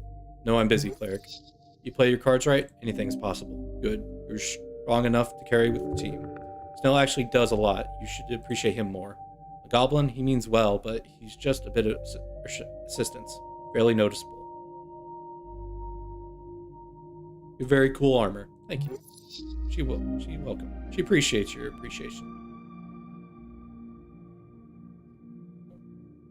No, thank you. She just keeps working. You sit here all day or what? I'm not gonna flirt yet. Which is less to do like her. Good creatures, usually connected with radiant light healing things. This angel sure is one. Should I talk to her? Should I keep talking to her? Should I keep talking to her? She's lonely, but her demeanor does not scream, please socialize with me. You sit here all day or what? No, cleric. What do you do then? That's fair. You're not really sitting, just kind of floating. That is correct. Score. When the Coin Lord does not require any services, I attend to archives from dawn to dusk. Then I perform patrols as described in the service contract. Good service to the city. So you stay here all day? Sounds contentful. Can I come with you on patrol? No, cleric. You're unable to fly, and I'm unable to carry you. Her carrying you? The thought immediately causes you to stir. Okay, my guy, relax. No, stay hot on the money. You got this. So you stay here all night? Then do you go out all night? Yes, I work cleric. Sounds fun. Those feelings are very human. My service is Coin Lord. Attempt to flirt. Imposing. Ethereal. Her telepathic voice gets dropped down several octaves. All the way down to the back of your spine. This is your chance. Prove yourself. Physically recoil. You made her laugh. You told her what you thought about her eyes. Let's try it. It's a fail, but I wanted to try. Why are you doing this to prove yourself? You feel as if the world's against you. This woman, she simply is too powerful, isn't she? Like a different league from her. The type of crush you like insect, yet you're trying to win her favor. Nah, not today. You have no idea what to say, and tomorrow, if you're lucky. But, no buts. This is serious to you. You have to stand up for yourself. Man does not lie down like this. Don't matter how many times you get knocked down, broken piece of living Room 4. Man takes every failure stride and world be damned. He looks at painful realization that the world's against him and laughs at it. He laughs in pain and he keeps going until he breaks him to dust. Become dust, brother. Sacrifice is exactly what the world needs. Dust? That? You do not need to fight so much. Do you remember what she told you? The day she ran into the crowd with the scowl on her face? Oh no, Miran. Didn't start out violent. An oppressed mass gathered on the day. It was not an Azil thing. There's no real Azilian in these days. Not with the human workers, at least. 500 textile workers, mostly women, marching the streets, protesting of horrendous working conditions. A powder keg set off in the latest indignity thrust upon them, fancy factory owner. A mass of unseen skilled labor sprawled out cheap generators. They do not even employ any wizards to maintain the magic. Normally, these invisible ear-stacked spirits would not be able to handle the workload of an average textile seamstress, but the simplification of some of the machinery made it suddenly possible. The women who lost their livelihoods were screaming the streets as lonely natural. 4 years earlier, the Bone Purge made it clear Esoteric production was not lifeblood of Norvik, and considering the dramatic failure Arcanist method in the last century, most people agree on that point. Alas, greed knows no boundaries. Min brought me there. She did. That girl did not think about anything about Equilarian dream. Puffed up in green pamphlets and green books, she shared the dream with you, along with the rest of the group. Fatcasts. You and a handful of other activists of the youth held signs, chanting dwarven songs and held in line, as the fascists rolled in. Fascists, followers of fascism. Fascism, obviously born during the Coastal War, formed Alexander's dream of a long-lasting empire, born out of the fallen theocracy of reeds. I was young, I didn't know any better. I didn't throw any rocks. It was only there because of her. That's true, admittedly. As the Earthguard peacekeepers pushed into the crowd, bulky pervades, breaking bones, and dislocating jaws, the group scattered. And one by one, those outcasts left to live in the system instead of attempting to smash it with the adamite hammer. Smashing with the adamite hammer, a saying that means more or less doing something useless. Since adamite is so light that any blunt weapon forged with it would literally just bounce off its target. I left, didn't I, right? Oh shit, I stayed behind like an idiot. You stood by your principles, or you stood by her principles, and had a lot of those. When the bricks began to fly, it was far too late to back out. The roaring crowd surrounded, the batons pelting, the mass crying. The state won, and that was the last time we saw Marin. May she rest in peace. What? She did not die. Oh. Last you heard, she was leading the Zillion front, in their own female form person. She's one of the most influential women in the Norvik. That somehow feels worse. She made something of herself. Yes, she's a woman with a name. That somehow feels worse. Only feelings one must keep thinking about until the end of the day. So she never sold out. He knew she never would. Why do I miss her? She didn't even give a darn about me. Because the first feelings are always the strongest, and the rest are felt cushioned around the heart. Open your eyes.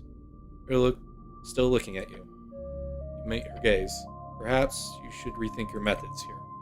This whole flirting thing, you can try again later. Right now, just chill, okay? Have a good day, Esther.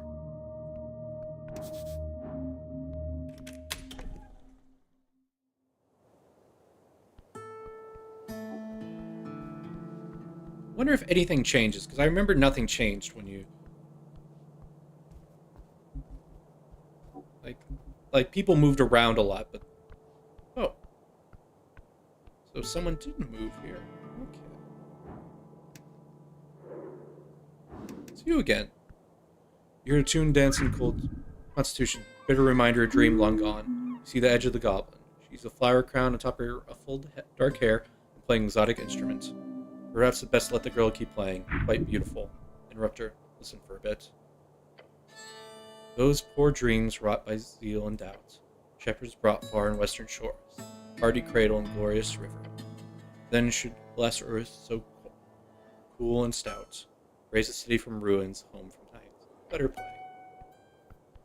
Okay, let's go on down. So I wonder if I can buy some stuff, because I could use some stuff.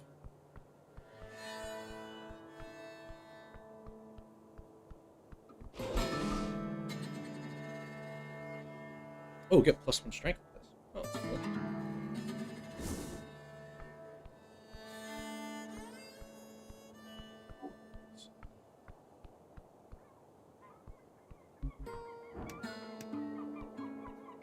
Mm-hmm. Beneath the shadow of an early statue sits a girl wrapped in colorful garments. Girl, no. This is a woman. She's wearing some sort of hat with an attached veil covering her face. On the ground around her, upon the fancy rug, you see assortment of string trinkets, and some of them quite characteristic of parrot. She tries to say something, but clearly is unable due to her heavy layers of insulation. Motion for her to speak up. Voting for yes. I'm actually voting for the... Sorry? She lifts her small arm underneath and rips the hat mask around her face. I said, gods, it's so cold here. You see how her skin is faint blue tint. That, along with her small figure, makes it obvious to you. She's clearly having trouble breathing. But you must help her. That's so. You carry that thing? Would that impress you? She taps the statue behind her like an evil grin. Let me introduce you formally. This here behind me is my guardian, Cruel Wing. Wings of cruelty, flying evil, something like that. I call him Flurrier. Him? The one and only. As for me, I'm Origi, traveling the wind. She brings witch tingles around the coast from band to band. Foreign music, My services are available for you if you have coin. I have coin. Wonderful, I hear. Though I'm still seeing use of this. What do you call it? Crown? Yes. Give me your crown, and I shall have great treasure. No dungeoneering required. What do you say, warrior? Make my time worthy of the goal. I'd like to browse your wares. Great. What can I interest you in, for example? He pulls out a yellow scroll from the chest. This is a scroll of comprehend language, handy if you need to decipher some ancient text.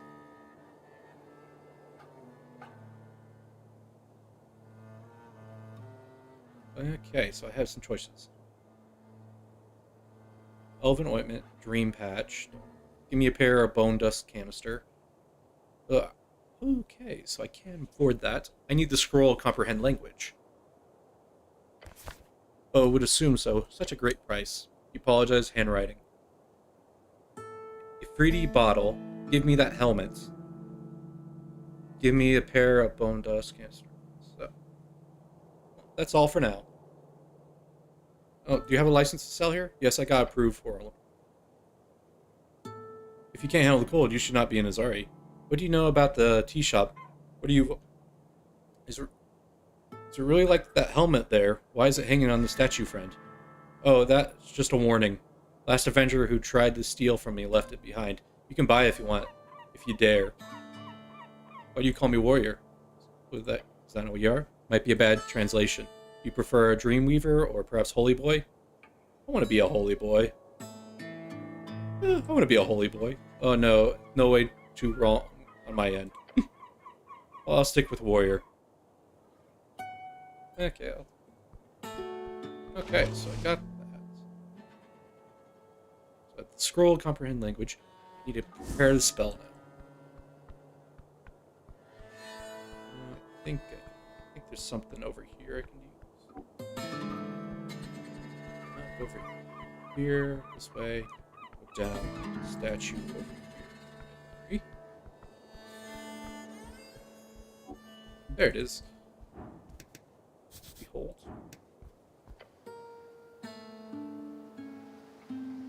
Prepare spell. So I want comprehend language. Here. There. I have comprehend language now.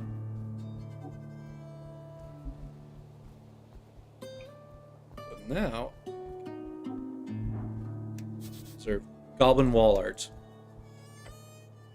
The green faces splutter across the facade, staring wildly towards a flaming sky and dragging sprint across. Or something like that. You can call this art? Can you call this art?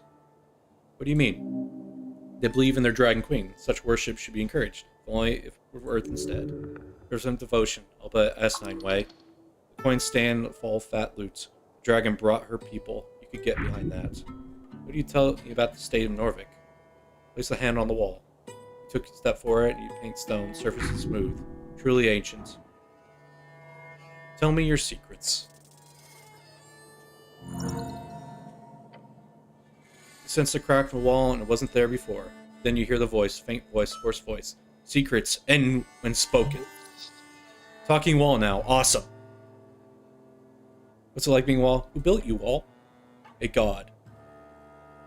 Cool with the heresy. I'm the devoted servant of Earth. I don't listen to you. Which god? Ustamastra. Never heard of that god. What is your name?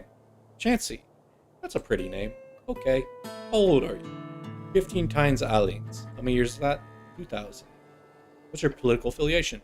Beer. Perfect response. Are you sure you understand the question? Yes. Alright then. What do you know about Norvik? Nothing. Do you know about Norvik is? No. What's it like being a wall? Nothing. Nothing good, nothing bad? Nothing isolation. Those are all questions I have a wall. Give it a pat. Okay. Crack disappears and quickly, silently as it came to. Then silence. Nice wall you ever met. The wall of this place holds more spirit than people. Got a wall and thank you so much.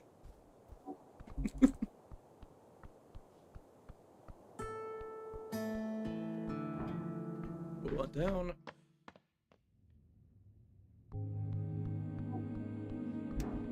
Okay, got the spell comprehend language now. Spell book.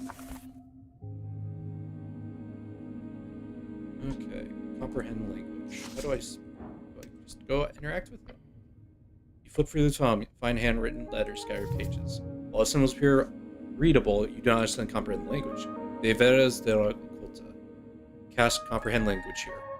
You should. Yes. Mutter the words yourself and carefully tap the filled paper. Words then pop into your place. As they should. Begin reading the passage. I wiped the sweat from my brow, and the air is hot. My companion was consumed by the lower beast in the first wave. I saw his soul yet still screamed at me as I stepped upon Torium? No, I would not allow myself meek death. The book details the first-hand account of the many lambs, the strongest of their tribe, who were sent to fight before the great green dragon. Tosendrama, the last great dragon of Old Dimmer, and still reigns this time in early divine area. Dr. Calum was one of the few to survive and writes how he ended up in the good favor of the Queen of Tree after many years of servitude, but he never gave up his dream of killing each other. Time, book consumed time. You always just skip to the end. That's usually where all the good stuff is. Read the full book. Long decades ago, this hall I spent toil and never relate. Something perhaps my bloodlust. Became loyal first human type of manservant. He was her side all the time and listened to every word and documented it. The book contains a long series of transcripts seen directly from the ancient dragon herself, which is all high human spoke, but rather deeper power behind those words. Human playing strings was musing to them, and to her, for none could ever dream of handing anything but the most shallow song, till one day I understood.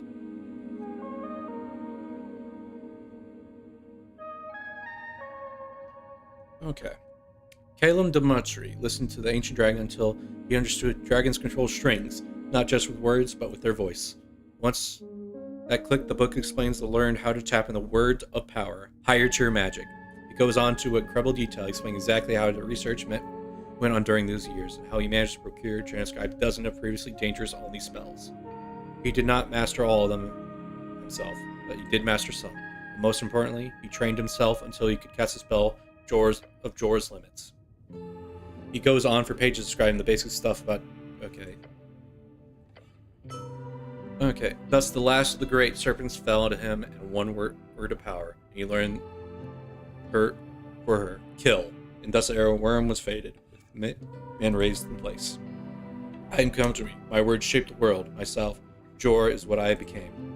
The book ends with instructions on how various dragonic magical theory, most of which you already know. You remember most of it. However, look at the final cantrip on the page. Mage Hand. You ran your finger over the cantrip, and yes, personal transcription of the spell Mage Hand by Mythical Kel. Memorize the cantrip.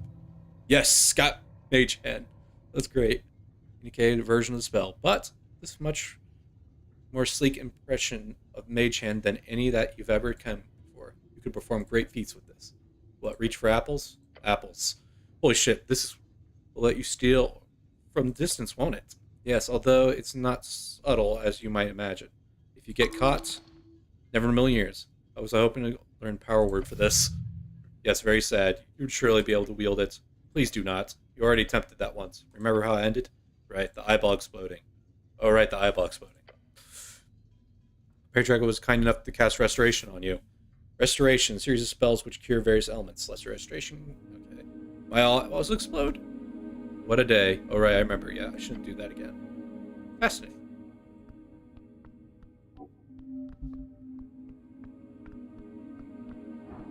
Okay. I got Mage Hand now. Oh, I wonder if I can get that stuff now that I have Mage Hand. It's a cantrip. Don't need to cast a spell. Out of reach. Cure wounds. Grand language. Shield of fate. Spell. Do I need to... Range. A spiritual floating hand appears at a point. The hand cannot attack correctly.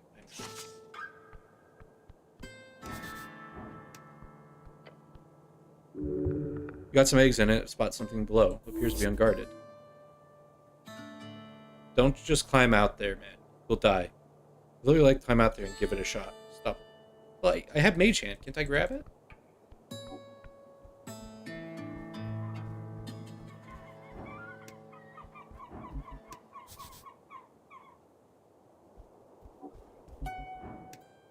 Engage with the tree.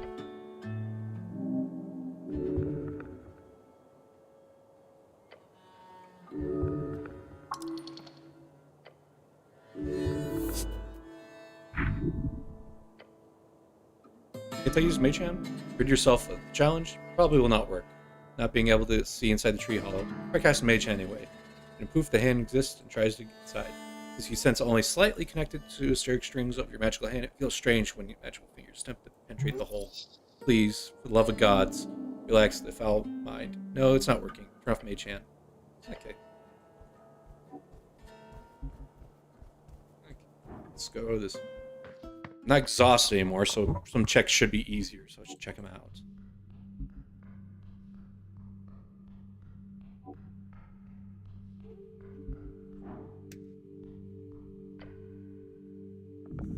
Pillar of Jor. Pillar of Jor, ecstatic relic after... Okay, I know all this. Touch the wondrous pillar. You place your hand upon the moon's surface, and you whisper get louder. It says something weird. No, wait. It's a conversation when you don't take... Okay, I know all this. Seriously? You close your eyes and begin to focus on your esoteric force. Your mind forms an arrow. You fire forward. It repelled. Open your eyes, your hand, you no longer pressed against the cold surface of the pillar. You're instead holding against your heart, shaking. This is wrong. Yes. Try again later. Whatever whispered you from beyond is more powerful than you can imagine. Touch the wondrous pillar. Hand upon smooth surface. Whisper gets louder.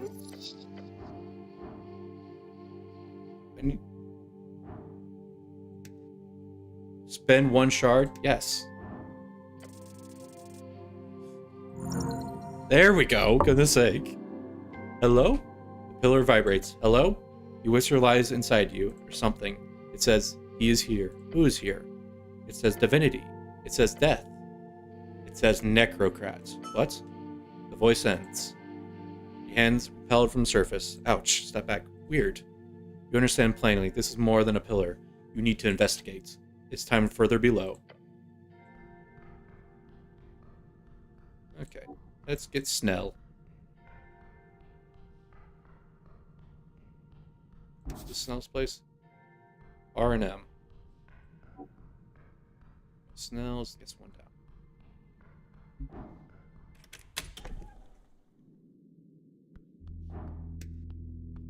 Huh? Morning, cleric. Goblin rubs his eyes. You ready to head out?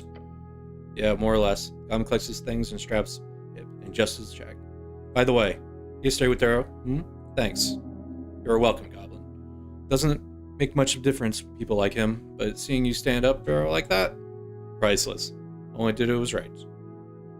Anytime I hate this type. I didn't do it for you.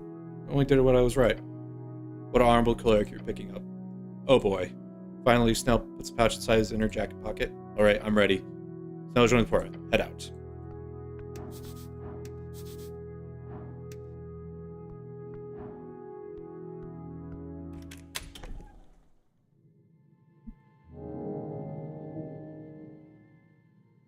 Okay.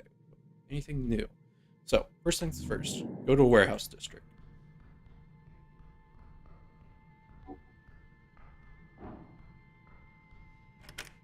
Some random apartments.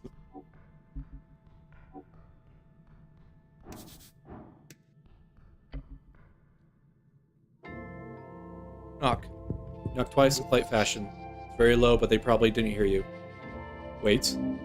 Patience is a virtue. Standing on the pillar crossed like this, just waiting, it's calming. Don't think they heard you. Bang on the door. Second slit door slides open. From within you see gray face. No milk? Greetings, citizen.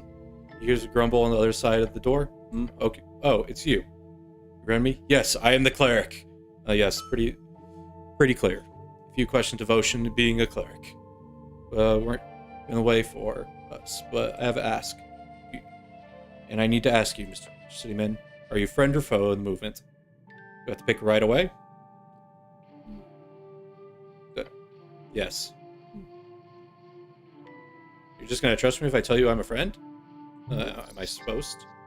Friend. Good. As long as you're a friend, we could answer some questions. But I don't quite believe.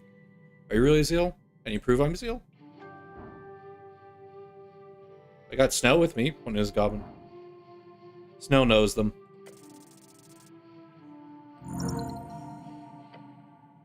I don't quite believe you. I'm really Zell, a real dwarf. What are you? Scream sings own folk song. We own the mines. I'm dwarfish. What is it about the... Oh, I'm not pronouncing this. What is this? And everyone in the pillar cross now looked at your direction. An absolute embarrassment. Snow takes out his finger from his ears. You done? Everyone heard your voice from the deepest corner of the city below. And as your voice fades from the deepest echoes of the earth, Bob mumbles out something from beyond the door. Please stop, Mr. City. You believe me now? Yes, please stop. Your embarrassment display appears to have made him pity such a degree and willing to let bygones be bygones. A groundbreaking approach to social manipulation. Truly horrifying. Closes his slit. You hear some yelling from behind. Then you hear a click of the door. It is open. Time to make some friends. Okay, then. Well, I want to go... Okay, good to have that, but I want to go do other things.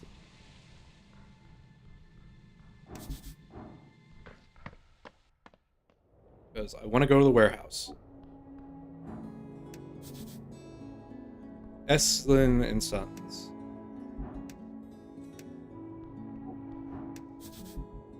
Open at sundown. Okay. I need to go to the warehouse. So, what's this?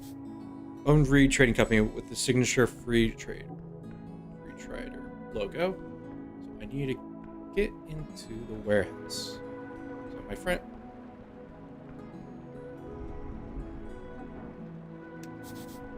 Entrance to Esoteric Reed Trading Company. Let's enter through here.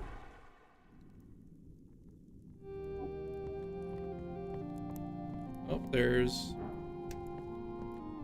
It's a globe. Approach the half spear. 8 bands, you can see Divine Storm, Economics, Divinity. The upper bands, those filled with the force of good and justice. Spin around. So revealing other 4 bands, the furthest away from your homeland. You see Zunin, Tel, Far, and Yim. What's the hemisphere half again? It's not always depicted this way. If you look across the room, you can see a full globe version as well. Slowly modern depiction of the world, indeed, hemisphere. Okay. It's quite easy to understand. Okay.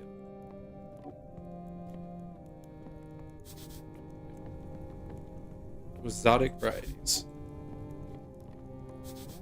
Article tile, Octavuna, Hero, Waterlaying. Streets of Waterlaying. Spell scroll, which note on it for emergencies. The orange stands among fancy furniture. Crackling fireplace light her face and approach. Hot. Welcome to Esoteric Trading Company, cleric. So the orc lady again, beware her manipulations. Hello, agent. Agent, how's free straight? Trading going. Guess not a verb usually here, but it's going well. We're currently deep in paperwork with a new partner. A lot of work. She walks over to the desk, grabbing a piece of paper. The warehouse below here, which probably holds a lot of useful stuff. This wonderful free stride lady is the one who decides who comes and goes. So talk to her and let her enter the warehouse. Early report that you and that dwarf Business with the dwarves will eventually solved after it left, though through entirely peaceful methods. Oh, really? A contact at the palace helped me recruit 2 foreign gentlemen. A giant, kind gentleman. When Alfred saw them coming, he very quickly packed everything up and left. To tell the truth, I hoped for them to put up some resistance. So, sorry for not staying and helping clean up. Use the threat of violence to push through a legal argument, then. She gives you a smug smirk. Yes. Powerful statement. He knows when to bend, when to break, clearly. That's your choice. I have no opinion on your choice. I'm mainly apolitical. Nice. She chuckles. Now that there's anything Zero Trade Company can help you with today, about the tea. I need access to the guild warehouse. Of course, we have that arranged. It would just take some time, of course, security clearance and such. Unless... I suppose you could speed it up if you were to help me out with the matter. I'm doing with them at the moment. Would you be interested? I can hear it out. Great. She walks over to a drawer and pulls out several papers. I got a perfect task for a strong cleric like yourself. Huh? Yeah, you are. She stuffs a yellow document in your hand. AEFAs. AEFAs? AEFA. The Esoteric Economic Free Trade Accord.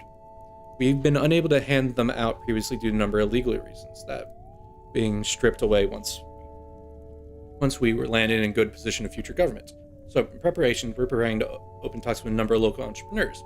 Having these handed out by official cleric would make the process a lot more official, however, greatly expediting the process.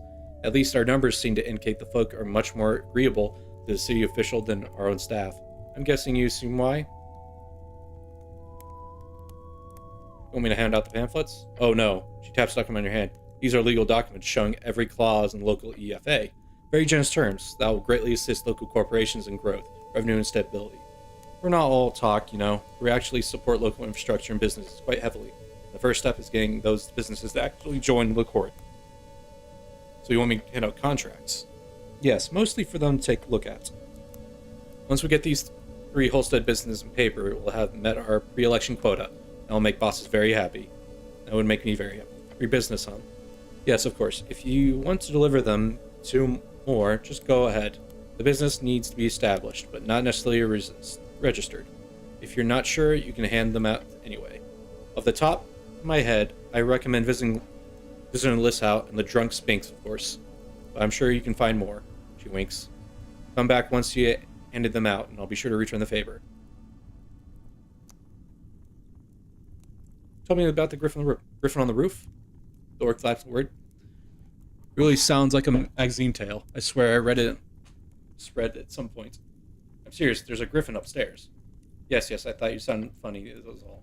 Technically, the griffin is not allowed to use our building's nest. However, by sheer happenstance, has become one of the many unwritten, unofficial exceptions here.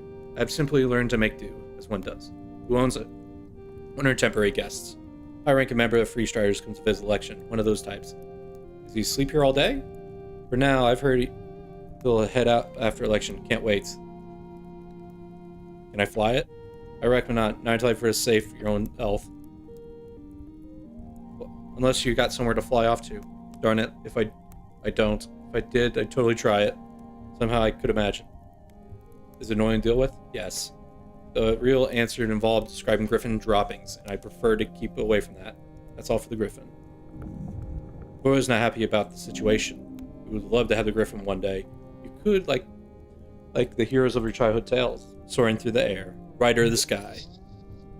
Dream on, baby. Tell me more about the Free Riders fireplace. Hey, can I have a spell scroll over there, pointing towards the desk? Oh, that? Just a little something I left behind by my superior during latest visit. Don't touch it, please. Hey, can I have that spell scroll? Oh, that? Awesome. Hey, can I have that spell scroll over there? Please don't touch it. Oh, that?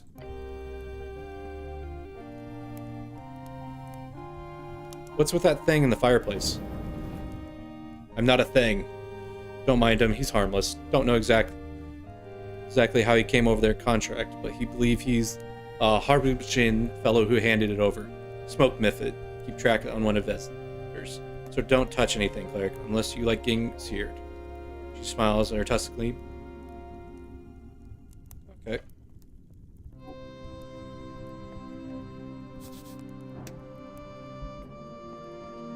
Okay, so I can hand out documents.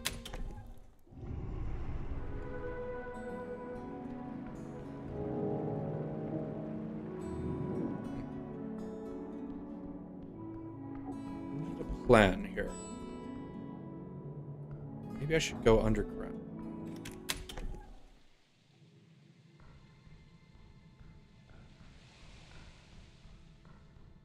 Let's do some of the stuff that I can actually do now that my stats are a little bit better.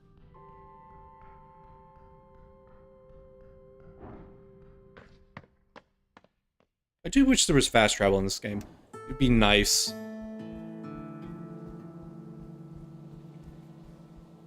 So I know I can go talk to Mushroom Lady again. The Mushroom Elf.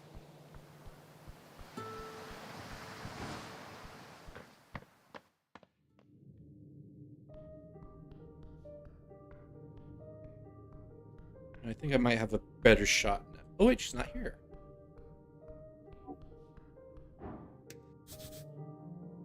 And acid greens can surely take some.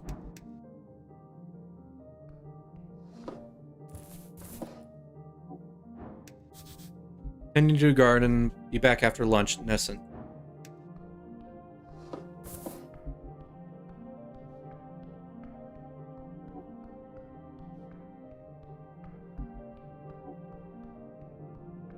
She's not here yet, so probably kind of want to explore a little bit more. So I think it's time.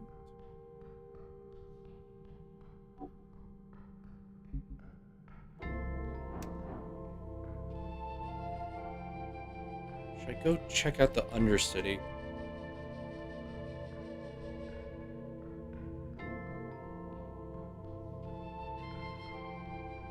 They're being away the wrong way. What's it? Nope, I went the wrong way. Actually, I can go this way. There's another spot over here. Is it over here? No, I gotta go up.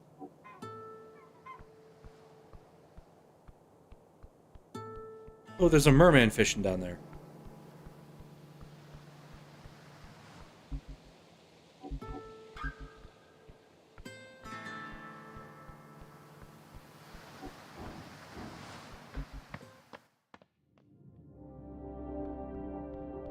It's over here, I guess. Take this path.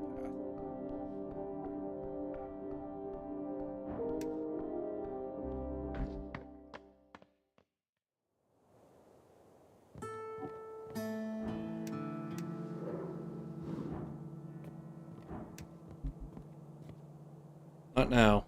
Okay, so I can't talk to him. Let's go through here. I'm all kinds of lost.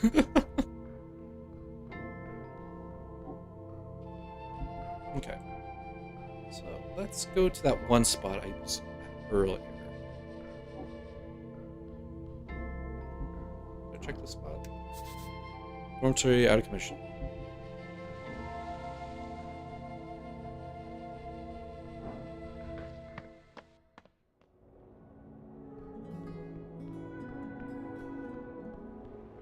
Actually, I think maybe I can get it in. Let's see if it's blocked off. Go on down.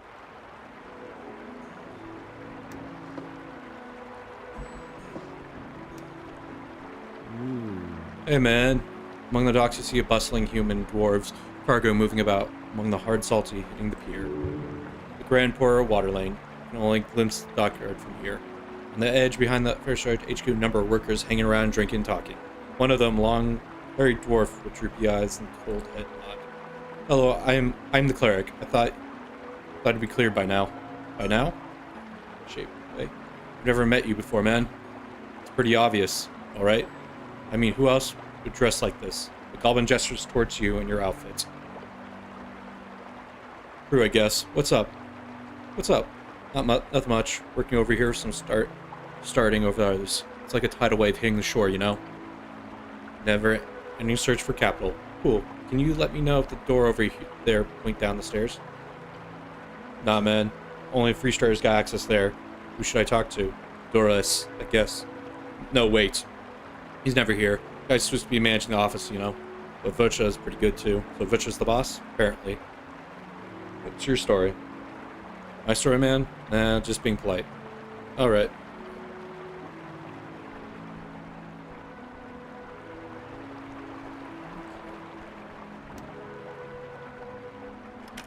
Seems to lead to the warehouse. So that's the way to the warehouse you get to.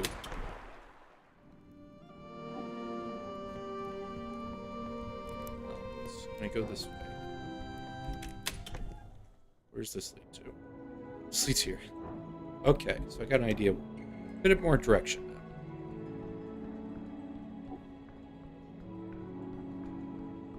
Oh, it's a cool boat friend.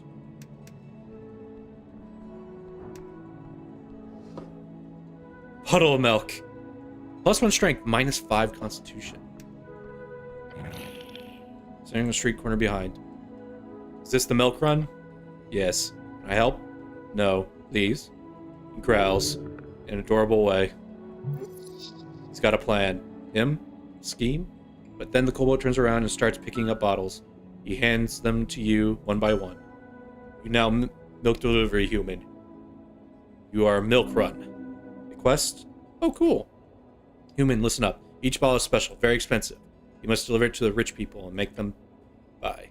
Price for 4,000 crown. That's a... Oh, I see. Yes. After you sell them all, you come to me. On election day. That's when we count money. Each costs 2,000 crown. 2,000? Yes. For 1 bottle of milk? Yes. You sell it all, we get 20,000 crown. That's the math. That is math. On election day, you pay me 10,000 crown. That's a recoup. That's ridiculous. Just stare at the kobold. Cleric listen, cleric awake. What happens if I sell them all? Expensive milk, good milk. If cleric cannot sell, cleric pays 10,000. Who do I sell it to? Stupid humans, rich humans. Milk lover, cow fuckers. Find and sell each and even the cleric can do. Is this a scam? No. Alright, let's do it. Good. Yes. Just drink the milk. Cleric, come talk to me on election day. Bring money. Now gone. Be gone. Goodbye. Do whatever you want, cleric, but please don't think about asking me to buy one. What if I drink the milk? No, or you wish to, cleric, I'll pay. Either way, get rich. Maybe not then. You're just hanging down here? No. Seems like he's not in the mood to talk. Obvious, yes, halfway thrall. That's a big word for little green. Snell glances at you and then shrugs. Who's funding this operation? I am. I get from producer, then transports, then sell. Milk run. It's a big profit, but it's... No more questions. I'm busy. Any tip who to sell to? No, now go away. Simple drink it, and you'll be your own customer. Oh well, there's probably some way for you to sell this, right? Come speak after election. Money will be collected then. Okay, bye. How much money do I have? Money. Experience, proficiency, hit die.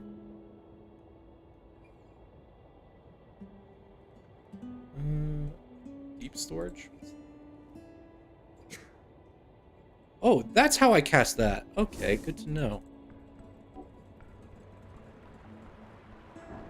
Oh, the statue moved.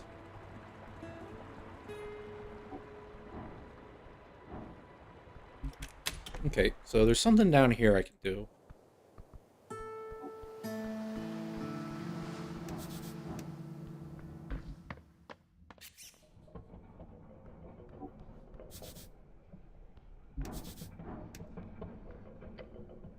Locked door once more. Still locked, obviously. Oof, it's gonna be hard. So, I would have to roll pretty high, pick the lock, get advantage with Snell. So I need to roll 15 or higher. Let's try. Oh, yeah! Okay. Fingers work in mechanical precision. Click, click, click. Lock gives away. Door swings open. You see nothing but black beyond. Complete utter darkness. Can you see a darn thing? Cast dancing lights. Light cuts through the gloom. Storage chamber reveals itself. Broken crates, scattered papers, and mess of abandoned equipment. Someone left in a hurry. That T-shot blast reached even here. That blast, it shook everything. Push forward. You wade through the debris. And This place has even been abandoned for some time. Dust covers everything. What a dump. Search for anything useful. Sift through the papers and crates. Most of it's worthless. Old receipts, inventory list. Pick up the documents. You notice official letterhead. Notice of termination. Collective action violation. You scan the text. All workers dismissed effective immediately. Brutal. It explains why this place is empty. The owner shut down rather than deal with organization. Typical. Classic move. Fire everyone and close up shop. Tales old time. At least it's not old factory work, but it was bullshit. And all the way top. Are you getting politics now? I said, ignore me, I'm getting tired of here. You come deeper in the chamber, in the back of the office you find an office. Owner of private space, check the desk. You approach the desk. Old papers, ledgers, more termination notices. And then a drawer. Locked, but poorly. Force it open. Drawer slings open in a snap. Inside lies smooth stone. One that several faces adorn sides. It pulls faintly esoteric energy. Magic item. Aerostatic. Examine stone. You pick up the stone pebble. Pick it up carefully. Jingles. Sending pebble. Useful tool. Very useful. Pocket the stone. You slip the pebble into your pocket. Time to leave. This place gives you all it can. I'm not finding anything else here. Let's go. What a lovely delve. Okay, so let's see. What do I get from the stone? +1 wisdom, +1 charisma. That's just good. Let's see. +1 wisdom, charisma.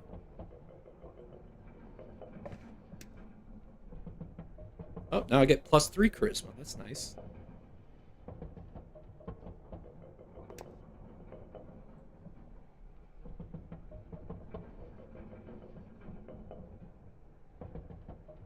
Okay, so.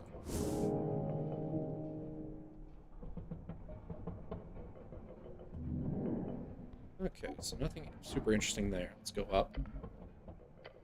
Climb up the ladder again. You are at the top. Oh! It's the hoodlums. These guys again. The boys greet you with a hesitant collective cleric. Gives you a slow nod. You boys having fun here? I mean, no, we're holding a meeting, important meeting. In fact, you just joined us at time of roll call. Now, see, I'm exactly 100% on board with how you solved everything down Water Lane, but I respect your work immensely. Working in the city must be incredibly demanding. Just holding a meeting. Yeah, what a celebrity. Just holding the meeting. Stop kissing ass, just hold the meeting. Yeah, I'm amazing. Now do your roll call. Wait for them to begin. Glare Snell for a second. All right, Novian Restant members, thank you for attending today's meeting. Important meeting. Shut up, Goblin. Say, lanky kid. Sparky, tiny fire from his hands. Oh, he laughs. You think you can cool doing that, darn child? Boy clears his throat. Your stack, initiate Rusa. Here. Large one stands. Send, yes. Don't shout. I'm here. Roll. Gives near Master whispers. Command stiffs. Laugh. I told you that if a bad title, it would be First Spy. No, that sounds like a magazine protagonist. And Master Whisper doesn't. It was an official title, Earth Spy Master. Do I look like a master? Then he goes quiet once more. Lockery clears his throat. Also present, visiting Lord Cleric and his helpers. Oh, I'm the help, am I? Look at the bottles in the corner. They've been drinking. You're the best help, Snow. Don't worry. Thank you, Cleric, he says, tired expression. That's that. Have you boys been drinking, haven't you? He laughs and then shrugs his mouth. I mean, if you have, I kill you. Drinking is extremely unlawful behavior. What? No, it is not. But I say, isn't it? No, it is not. Stern starts looking around, This gives him a mean look. Scare them honorably straight. It's strictly prohibited for Earth Guard to drink. We're not Earth Guard. Grin face Goblin Boy. Not yet. So you guys are actually drinking? You guys are actually. Will holds up his hand and mumbles, Look, we're not drinking. We're here serious business. Yeah. Couldn't afford to anyhow. Shut up, Sten. Companion rubs his temples. I guess it seems organized. Start the darn meeting. Taps his fist, chest. Meeting begins. The large boy cheers. Sweet. When do we go home? Home? No, there's not much to talk about, right? Yeah, my dad doesn't like it when I stay out like this. Come on, guys. The election is just around the freaking corner. Instead of fuck, as the habit, not upset essential parents. I got a mission. Big mission. Like, actually. Mission, do you mean a quest? Yes, exactly, quest. I've received word from a contact. You know the short guy with the weird beard? Weird beards are not in script strength. Persistent member? Yeah. We don't have too much info on the other group, but there's this guy we call Shield Guard. He's in the palace. Probably a cleric. He knew magic and stuff. They sure tell a lot of secretive organization. Amateurs. Halfling or dwarf? No, just short human. Word? A letter, wrapped in a letter with the written seal. Marks. Half Rook's red eye and half shield. Really cool. What were the orders? Just like he told us about chants being print here in Tolstead. This time he let us know about another problem. Even bigger threats. Gender equality, lack of religious fervor and populace. Racism? No. Swimming youth? No. Capitalism? No, well, kind of. What? No. Gender equality? No. Like religious fervor? No. Evangelists? No, not this time. Free traders? No, no, wait, yes. Yes, it's free trader. Go on. He told me that Azuna Reed Shake Company, the free trade company, they apparently have some very important documents hidden in their office in Water Lane. Specifically, a contract for a deal called Harbor Accords. He wants us to... Actually, he doesn't specify what should do. He never really does. But he strongly implies that we should seize it for the state. You know, without being detected. Stealthy. He wants to steal Free Trader Company? Tell me about your contract. What do you know about the company? What do you know about this building? We heard it guard pretty heavily. They got Hippogriff on the roof. Griffin is a griffin. Griffin, actually. Whatever. Don't think there's magical locks, though. They're usually hard for the palace with a lot of move going on. Consequence. You sure know a lot about the security kid. In response, the kid looks around. My brother works at Locksmith, and he goes to Arcane Locks sometimes. What do you know about the company? Breach Strider is a parasite, sucking the city from resources. It's all made in our manifesto. Noticing or reading it. Okay, good. Exclusive anyway. Tell me more about the contract. It's apparently very secretive, but the contract kept inside the office. Wants to steal a free trade company? He wants to seize it. So he thinks for a second. We just need to sneak in when it's dark, locate the safe, and crack it. Apparently hidden behind a mirror. The info wasn't very specific, but hey, many mirrors can they have. Silently, tensely glances around the roll mill. Like I said, Dad doesn't want me out on the streets at night, so I'm gonna skip. Isn't stealing illegal? Yes, Sten, it is. Don't be pushed. Their leader gives frustrated groan. This is the real deal. We have to make a difference. Rolo, I don't think it's a good idea. You know what the Free Striders do? Oh yeah, litigation. I agree, it's a bad idea. Darn it. He turns to you and opens his mouth, then closes it and shakes his head. He has a mission, yet unable to complete it. Perhaps it's quest truly meant for you instead. Well, screw it. I'll make up some excuse. But that sucks.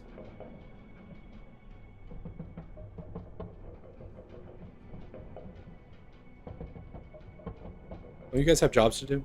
The blonde kid gives you a blank expression. He glances at his friends, who seem to avoid his gaze before lowering his eyes. He stares at the floor. We're doing important work here. Should I make fun of them for being unemployed? Do you get paid for holding these meetings? Hanging around this is important work. Yeah, it is. I work at Water Lane. On some days. Magic Kid raises his hand. I used to deliver milk. It's a seasonal thing. Well, it works at the fishery. It gives a quiet kid dirty look. Those assholes fired me for not keeping up the bullshit quota. You're working with a boy into Earthguard. What? The blonde kid looks at you in confused, darting eyes. It's not something. Yeah, got fast tracking into training. Kid starts muttering to himself. But that's points to the kid who keeps casting cantrips. And you could be a cleric one day. Thinky Kid begins speaking, but he stops himself, takes out some papers and writes them on official recommendation each. They look stunned at you and handed over the papers to them. Are you serious? Earthguard? Isn't that like clerics? All the difference, Earthguard. From street watchers to Australians. You made a great wall enforcer, big guy. Oh, a wall enforcer, like with armor? Wall enforcer. Earthguard members trained to defend the wall city. They typically deal with creatures with wiles breaking into the district, even the unofficial ones. Typically some tough bastards since they get to see so much combat. Huh. I thought only nobles could get that. Australians. Earthguard members train in horsemanship, sometimes referred to as knights. No, they changed that. Read about it in the papers, though being a street watcher seems a little bit of a shit job. Street Watcher, the most basic type of Earth Guard. Top Watchers. Top high-ranking Earth Guard men working leaders, unit, street. Friends speaks, blonde kid, looks at recommendation in disbelief. So this is more bodies into the machine. Careful, if you put them in the system, they won't get a chance to continue this resistance. Of course, if they fail, they might reject the whole idea. Convince them to join. Yes. These boys are idiots, but they're stubborn idiots, perfect for boots in camp. Just make clear that they can do all their political bullshit from inside the system. It's time for you to put your beliefs to the test, boys. They'll look at you. The system is broken, but it can only be fixed by those with power. Power within the city itself. You want us to? I need you to join EarthGuard. That's the only way you'll ever get enough influence to change the city. I can't just... I guess I could. Dad would be happy if I got a stable job. Yeah, it's not such a bad idea. You get armor? Taps on the shoulder. As much armor as you can carry. Hell yeah. Careful. If you don't want them running off and joining the straight away, that is.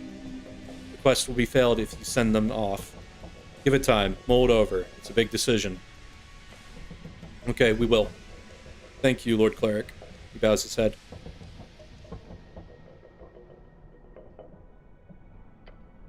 Sure, hit me. Looks others. All of you, I need truth. Don't tell us anything. Yeah. It's quiet. Where were you in the explosion that day? I was at home. Same. Quiet kid nods. What about you? He points at the lanky kid casting fire drips. There's his throat. I was at Tully's place. His dad can vouch for it. And do you have power to cause an explosion like that? Would use the blow-up tea shop, even if it was a rat hole. Very weak motive, yes. Even if it's your beast of jaw or something can. We're all at home then during lunch or work day? They nod. No. My little brother was close though, thanks to Urg. I didn't get hurt. He told me about the fire being weird, something off, probably magic. Bullshit. What do you know about the tea shop's owner? Bird folk don't know, never talked to the guy. Shrugs. That's all for now. Thank you, citizens.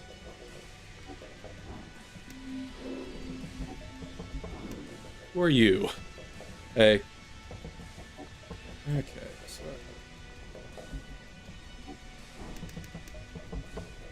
I do this now. 18 still. Stress cube. Still too risky. If I can turn off the gears, maybe, but... I still have to roll so high to get to that.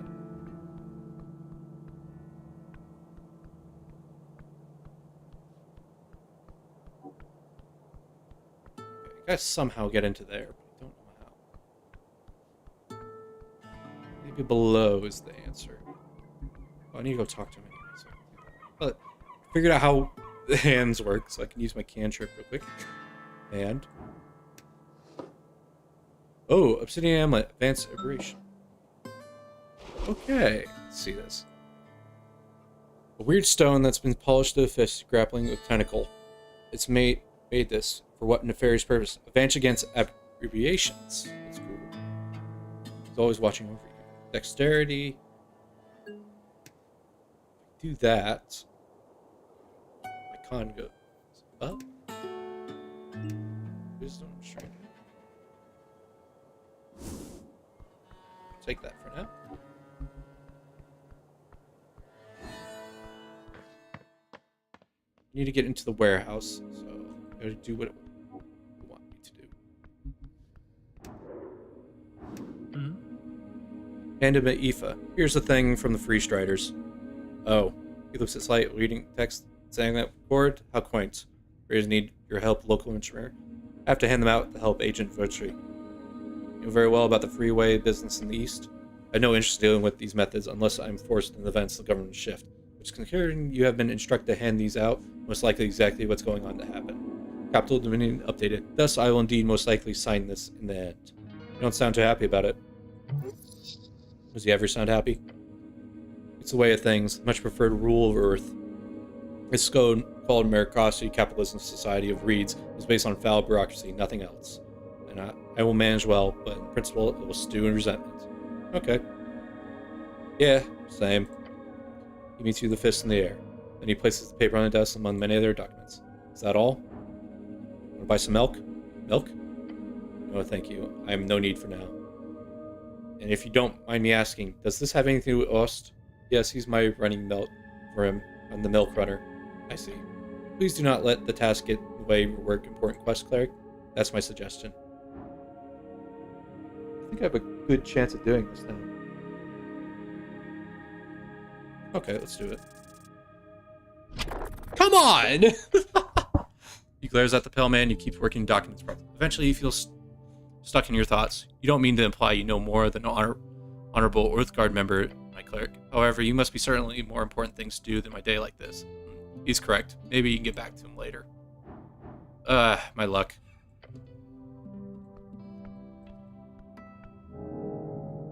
Questing tree. Okay, let's go below.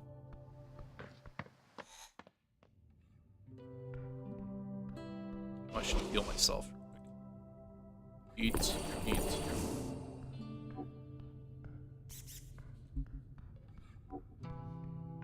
Okay. Glow glass. Very common magic item. Let's go this way this time. Okay, this gets me to Goblin Base. Oh wait, maybe she's back now. What time is it?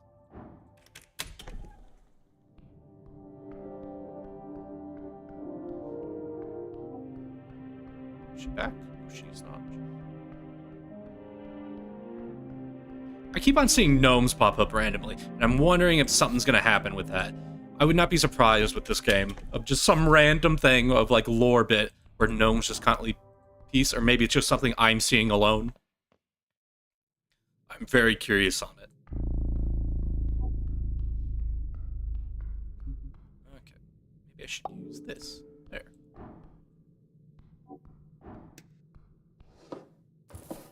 Oh, I can take these. That's good.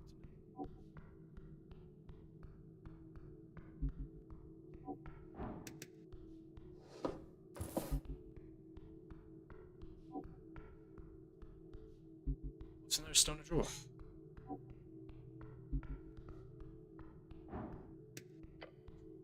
The pillar drawer towers before you. You whisper to you unintentionally. Touch the pillar. You place your hand upon the cold surface. The body quakes, standing on an ancient object. How many battles do you think you've seen? How many deaths? How many noble sacrifices given to one god or king to people? The thoughts stir you in deep sense of longing. Perhaps one day you will join the sacred sensation. Strong feeling. Okay, I think I got this.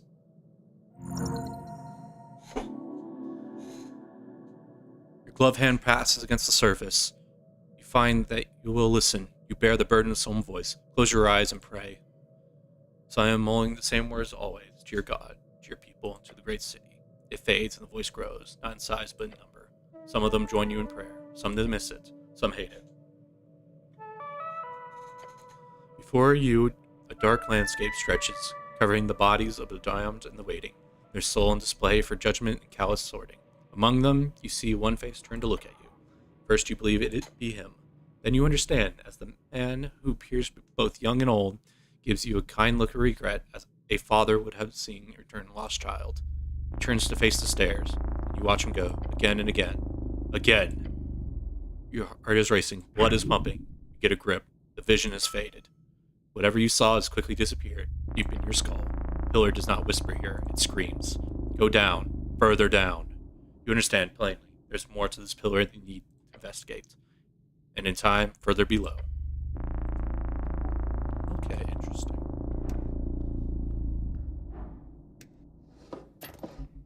Hello, drawer? Door, how interesting.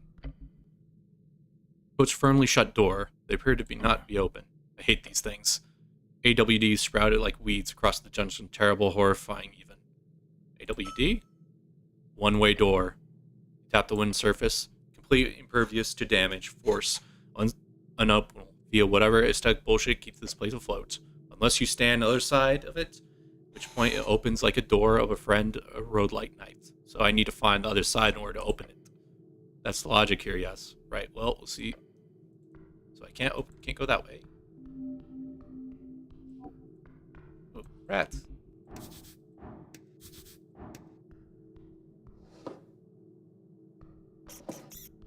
I have a white rat now.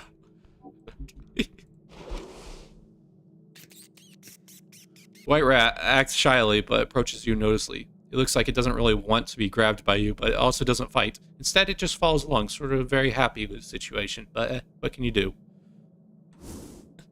Oh, that's cute. Where's this go? Wisdom set. The wall here. Is it a door? Oh.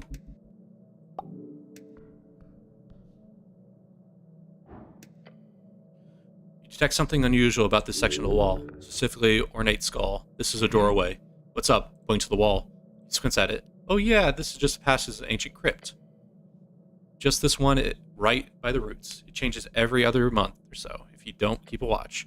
Gotta make sure to stay close. Ever since the cleric stopped doing delves periodically, the undead issue has gotten a bit messy.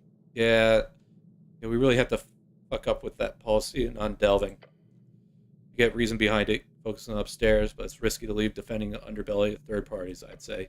Even if you're going to a fucking great job, all things considered. Anyway, if you want to check inside, you could probably hit a tile there, run your hand along the surface. Go up a finger to trace the stone, smooth, cold. Tile distinct from any other. Press the tile, and you push. Soft click, the wall shutters, then slides open.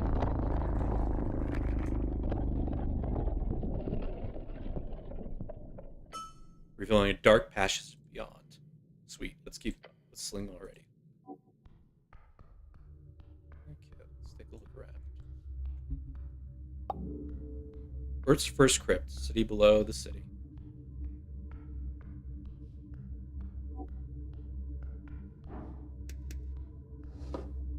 Black rat. Got 2 rats now. Selfish happiness, I hope social improvement.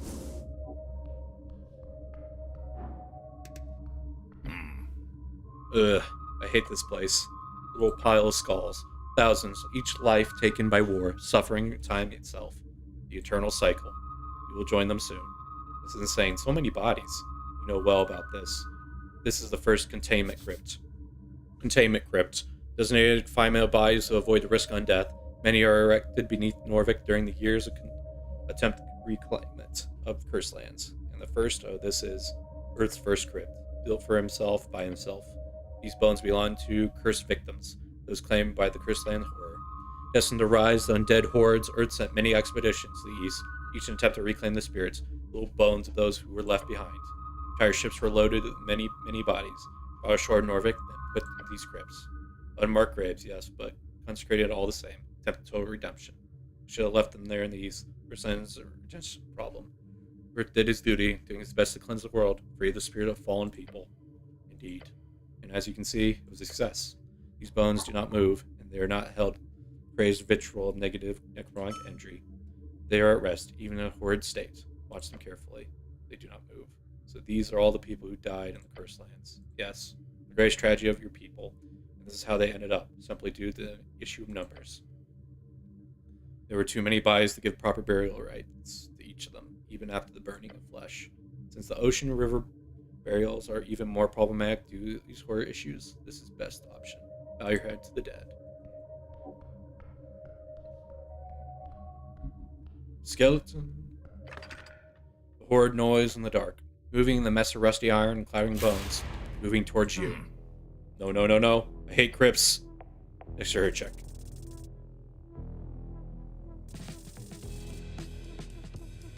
Roll initiative. I'm, of course, last. Oh, no, not last. Upcoming undead. It's set to kill you. Taking a stiffing step towards, the skeleton raises its sword towards you. Jeez, that does so much damage. The blade comes down, striking you in the shoulder. Your own chilling shriek emits from... You must defend yourself. Smite this foul abomination. Bonuses are outside your body. Okay, so punch. Try to dodge. Get advantage with dodge. Give him a hug. Why would a hug help anyway? No. I just tell it to stop. Yeah, no, talk to this. I think 18's my best. Yes. Swing your hand, line perfectly strike, and your fist connects with the thing's skull, cutting off a horrid shriek. Next sends the skull flying off as the rest of it collapses upon the crypt floor. Great hits! The bones spill on the ground and pile of dust and scrap metal. No other threats. This skeleton must have been the only guardian. Thank you, Snell. You're welcome. You did good too. They performed their duty, and the crypt has been cleansed. That's an overstatement. Goblin leans to his knees, panting. Gods, I hate crypts. He raises his finger and wags it. Nothing good ever comes of construction of crypts. You either get cursed place filled with death, or a meat grinder filled with undeath. His veins are nothing but adrenaline. They can be a little cozy, I agree.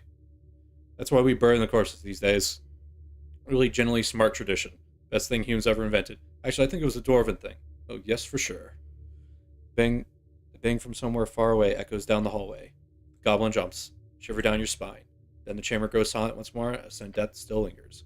Clears his throat. Fuck this place, let's go. Kneels down, hold on. I'll make sure this warrior gets what he deserves. Some respect. Whisper prayer to earth. Good old-fashioned looting. Some respect. Right? I get it. You must do what must. Ooh, plus armor.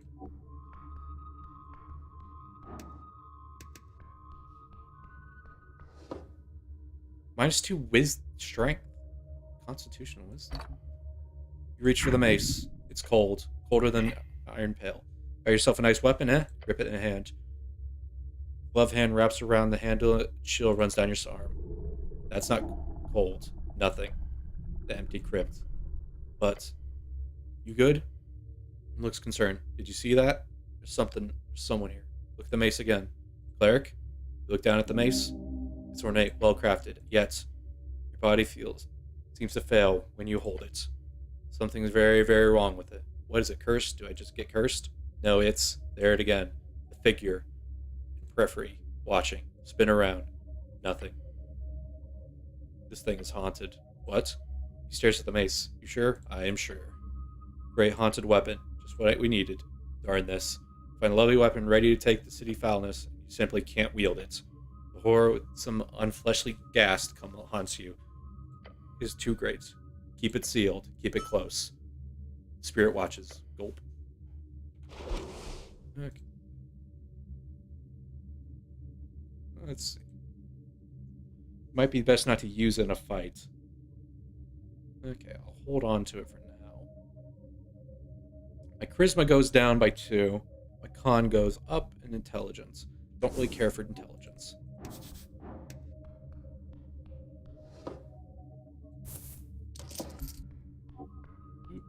Oh, you get loot pretty good here.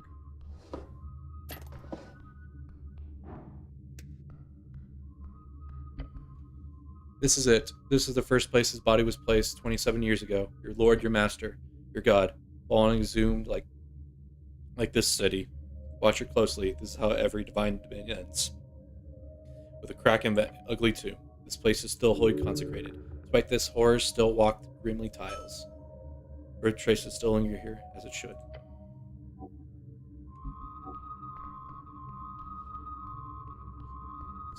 Where's this go? It's barred tight. Can't go up there.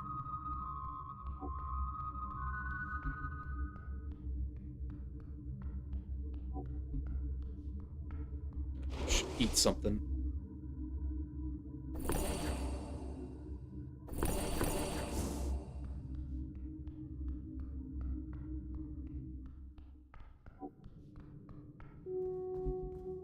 Oh, more goblins down here.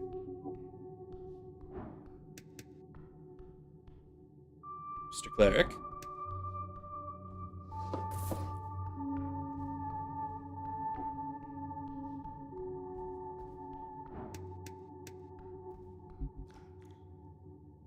This mushroom lane does not appear responsive. Meditation. Another rat.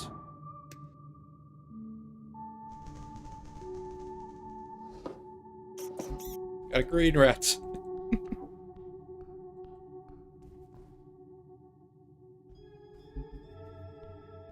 Okay, let's see. What do we got here? Human. Hairy beast towering over you, and a face contorted in a stern, probably permanent frown. Watch yourself. This is Halfway's territory. This woman does not hold power over you. Do not let her stand in your way. Woman? Oh boy. Yes, this is clearly a female, a real one, capable of terror beyond sight and sound. She notices Snell with you and gives him a nod. Runner? Moongor. Things going well? They're going. They're going. She nods in your direction. This is your cleric? Seems so, yeah. I thought you'd be taller.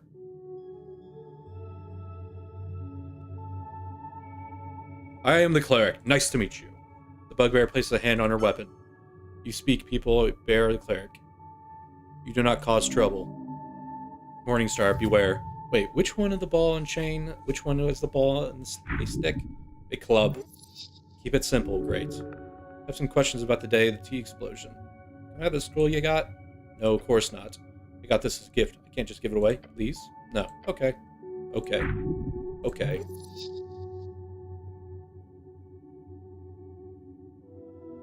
I defeated the skeleton in the crypt. You did? Well, she looks at you up and down. I'm impressed. Less us to worry about. Yes. Have you seen a man in yellow pass by here? She grunts. Is that yes? I did. Are you looking for him? Yeah, well, clearly. The bearer shows you a deep frown and says, if you see him, stick a knife through his heart for me. Grunt questionably. You saw him approach from the pillar chamber, told him to stop and step away from the halfway turf. But that bastard cast a spell on me.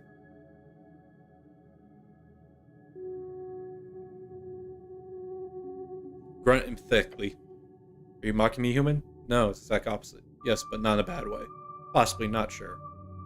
No, exact opposite. What? Yeah. She shakes her head. I saw him approaching. He wore an ugly yellow robe. Then he said a few words, and I suddenly happily allowed him pass. Charm some kind. Helpless like the kitten. God, I hate kittens. You can fix her. You hate kittens? I will avenge your honor, suitor. I swear. Okay. You must find this man and punish him.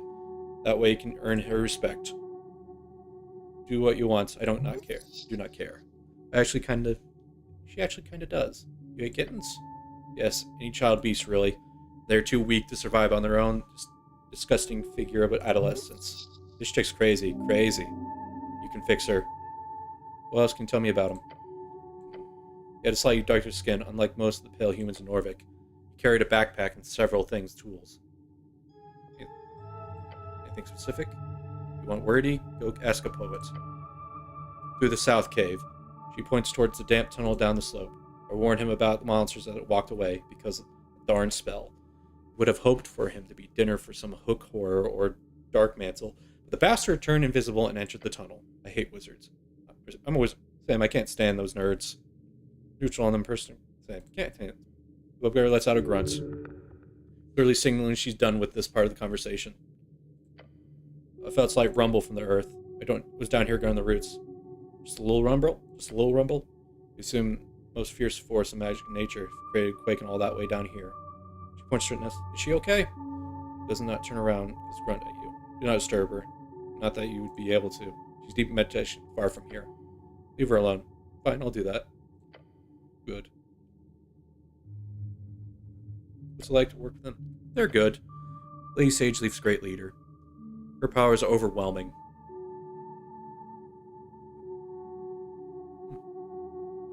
It's enough to break a dozen men. Or more. She looks away for a moment. I've been given life here a purpose. While I do not enjoy living among your kind, the goblins are fine people. Thanks. Not you particular, Weasel. Weasel, I don't think I deserve calling that. Is your guard primarily? Do you do anything else down here? A hobby? Hobby, no. I tend to some garden duty as well. Keep dampness appropriate level in communication with Lord Pooh and when dark helps require. A druid, has she taught you magic? No, and this thing has shown me tricks. I have no interest in magic, it's foul nature. You got a green thumb, huh? No, but I serve well nonetheless. You gotta fight a lot of monsters down here? Yes. They are often breaking the upper city below. Mostly minor monsters, sometimes large ones. At times undead. Fought a ghoul last month. Easy kill, not too interesting. It's my great puzzler, best a dangerous foe. Smile Horfix. Any other questions? Won't flirt yet.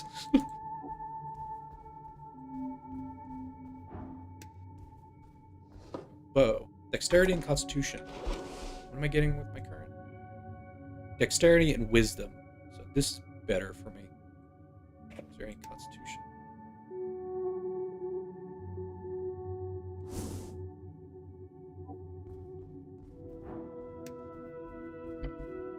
You You step in front of the petrified person's statue. You got a sudden sense of paranoia, as if someone's listening to you. It's difficult not to. You're very loud. Look around. Over there, buddy. By the nose. Why is the thing squeaking a little voice? Look down. You land upon the nose of a stone statue. At the very tip, you see something. Something tiny, unremarkable. Simple ant. Unremarkable? Cranium ant. You might be tiny, but I trust us. We got a bite. Stare at the ants. Sup? You one of many. Freaking great meet with you, buddy.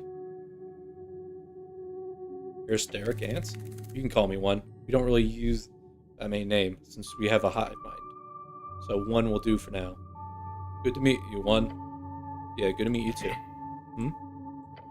Dom stares at you. Then he stares at the statue. Have you a moment or something? Point to Snow. Explain this to my companion so he doesn't think I'm crazy. Right, sup, dude? You goblin? Looks up, looks around. Yeah, psychic ant. Points to the statue. Oh. Gets ready to smash it.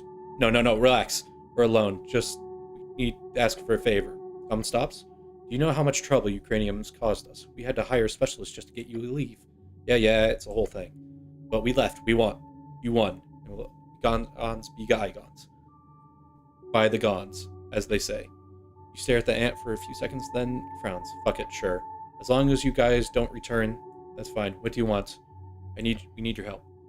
We were driven from the air a while ago, but we left me behind. You mean you left me?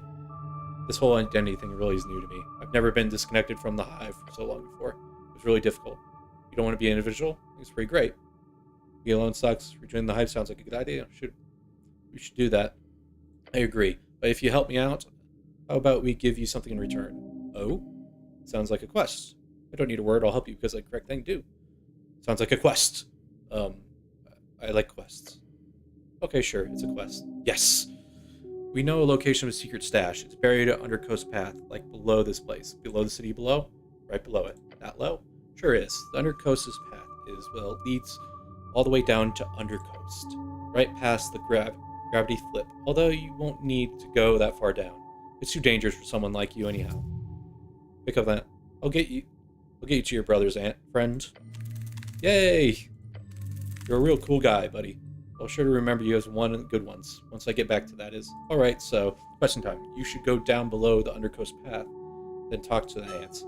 Just pick them up in your pocket, then time, or something like that. Thanks. Okay, so I got an ant in my pocket. -2 strength. He's listening into everything.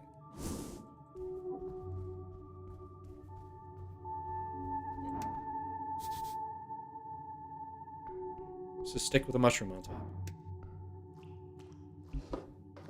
Nope, I'm not.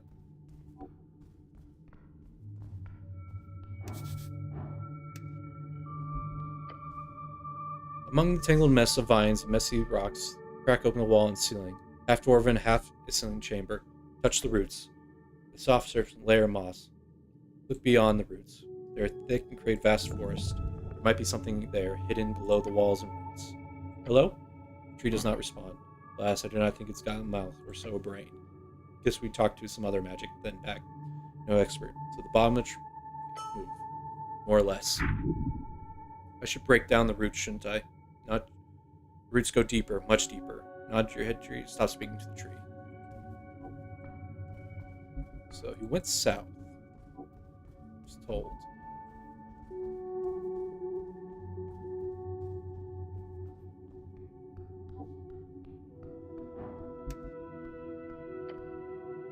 There is thick, grown freezing cold as you head deeper in the tunnel until you find the passage blocked by a spiral shell. It's massive unit of a hail snail.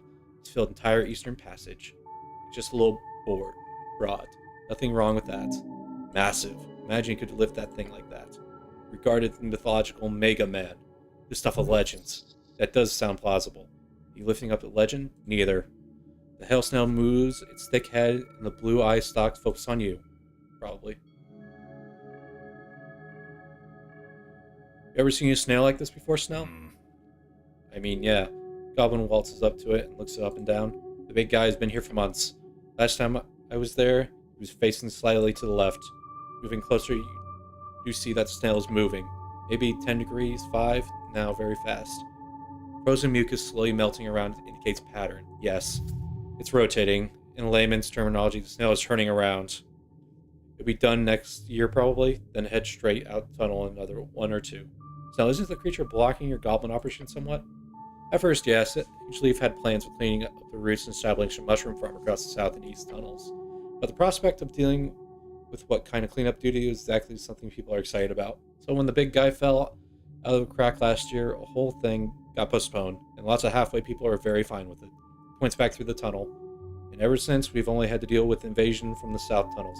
So that leaves the east tunnels. Yep. I want to go to the east tunnels. Are you saying that only because you can't get there? Yes. Trust me, everything's east from here. East tunnels just lead to a bunch of dangerous traps filled spiral hallways, leading to the shifting falls, then the water temple. Technically, there's some routes lead to the lower palace as well, but if you want to go there, you're better off taking the upper path. Lower Palace, term for a part of the Palace District that is located in the city below. Most of it has been civilized over the last few decades, but expansion is slow.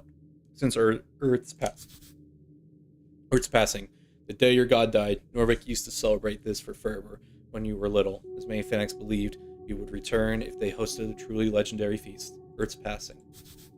Earth's passing, a drink feasting with family and friends, mostly used to ignore the darkness and winter outside. I'm very excited for it. You don't have to try to sell it. You're right, adventures, spelunking sounds terribly bad. Actually, I have no opinion on this awesome dungeon experience you're speaking of. I'm a person who did not enjoy dungeons. Just looks at you and gazes, giving you a type of neutral, just so do you look. Basically, this snail halved our work down here. So what I'm saying is, he turns to a creature and yells, "Take your time, will ya? All the time in the world." I want to pet the hail snail. A lovely sentiment, but it could hurt you quite a lot. Frostbite is no joke. Yeah, I still want to pet the snail. Then do it with gusto.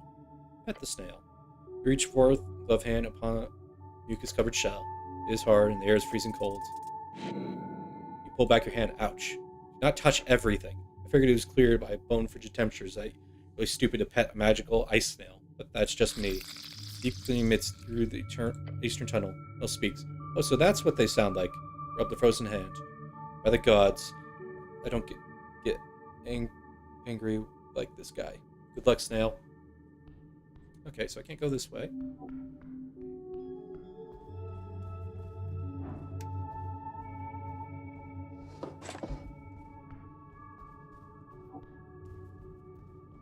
Beware monster.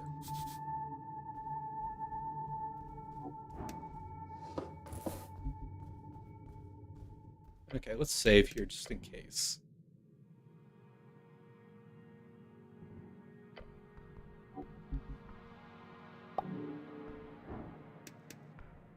Southern Caverns. Plug in my headphones. They're starting to die on me. I grab my cord.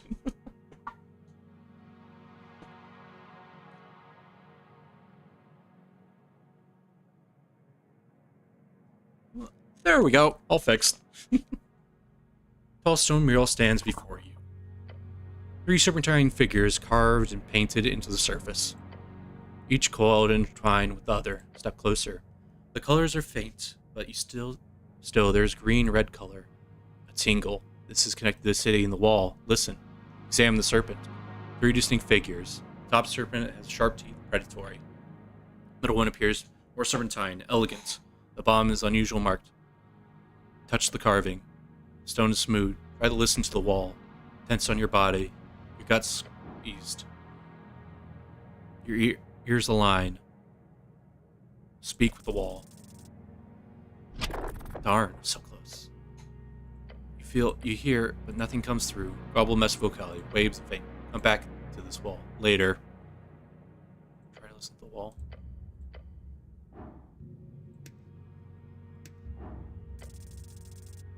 Come on. Okay. I don't want to waste my Jor shards. I'll come back when I get a little bit more con.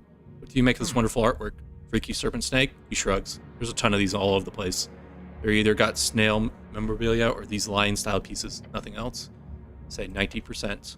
From what I have learned in school, snails first, then lion, then troll, then human. Troll, a monster native to Eskin, They exist in broad categories from small, mostly harmless green trolls to mutated, volatile, cursed trolls. They have very intelligent, strength, organizing abilities, but they are core enemy Earth folk, and it was Earth who destroyed their rising kingdom during the Arcane Era. He smirked. Then goblins, of course. Don't you dare stage a coup. Humans will never fail to grasp the city. Never. Don't dare stage a coup. You can't stop me. The goblin laughs. Do what you want to do, then let's keep moving. The southern tunnels are always filled with scary shit. What's the meaning behind the mural? Basically, there's just art, nothing interesting. A sacred image. Further down the path, there should be an actual temple. Find it, learn more about it. Welcome back, wall. Beware crunch. Please don't little human skulls step. Strains and cover the cave. Fade pigments. Examine the painting. Step closer, inspect it. Crude stick figure with circular heads.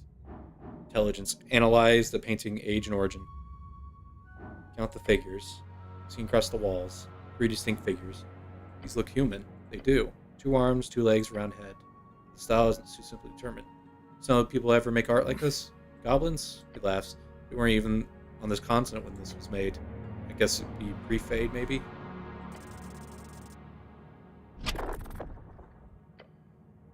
These are old, but just a guess. Dating cave paintings is difficult without proper study. Fascinating, but we should move on.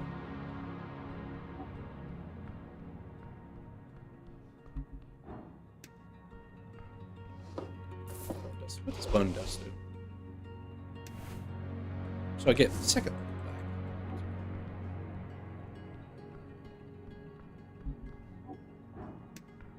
back. Dexterity, fancy hat. A yellow hat. Grab the smooth fabric. It feels expensive. Your companion looks around, the head sweat rolling down his brows. Our Frank must have gone through here. Keep your eyes open. Pocket the hat.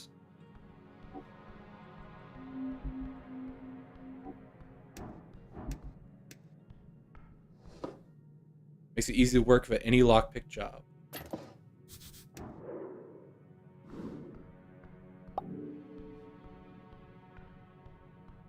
Okay, so I got nice dexterity buffer.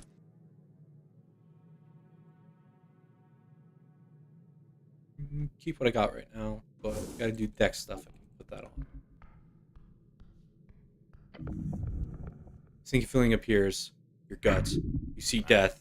Goblin jolts to the side. Cleric, there's... Huh? Oh, it's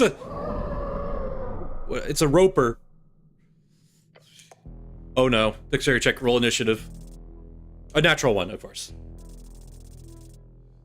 Okay, that's 5 now. So far I've rolled. One of the stalagmites was a sprouted, particularly nasty looking maw. How did it notice this thing? It was hidden perfectly. An ambush. The goblin attempts to spring into action, but he's just too late. Flung around the shadows of the cavern comes a long tendril. It flips towards you like a ballista firing a long, fleshy snake. Don't word it like that. In an instant, it wraps around you. Huh? And everything. Okay, only 4 damage. Tightens the grip of the flail around. Your ankle is crushed. You breathe through your pain. Scream and wriggle. Or, okay. Then it pulls back and drags you and flung against the rocks and rock. Grab something. Don't let go. The roper has you. Tendrils fastening like a lockjaw around your entire leg. It attempts to pull you towards its maw. Dragging you in like a fisherman with a thick catch on the hook. A monster. Punch it. Once you get control of your muscles again, that is. Is there nothing I can do here? Pray. Your prey. But will break your stomach once consumed. Shit. Your companion rushes into action, taking his sling. Try to grab something. Grab what? Just scream and feel sick. Grab what? Ground. Don't know. Anxious swing of the fire off a bullet in the direction to strike right in the center of the mass, but the bullet just bounces off. It's a horrendous hiss. Falls.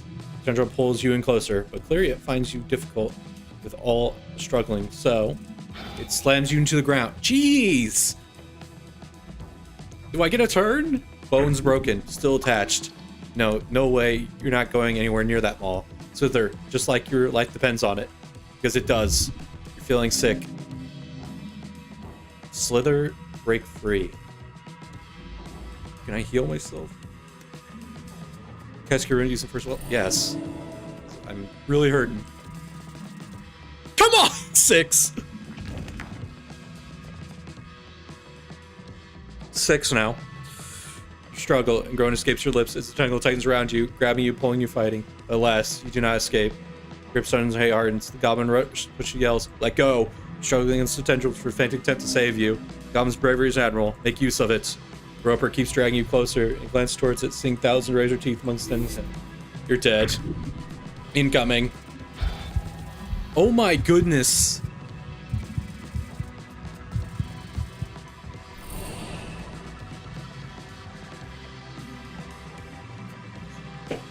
Oh my goodness, I'm so beat up. I think did I just restart? I think that's a restart if I've ever seen it. Fight, you bastard. You have one chance. Break loose now and get swallowed. Listen, fight the goblin. Fight. Come on.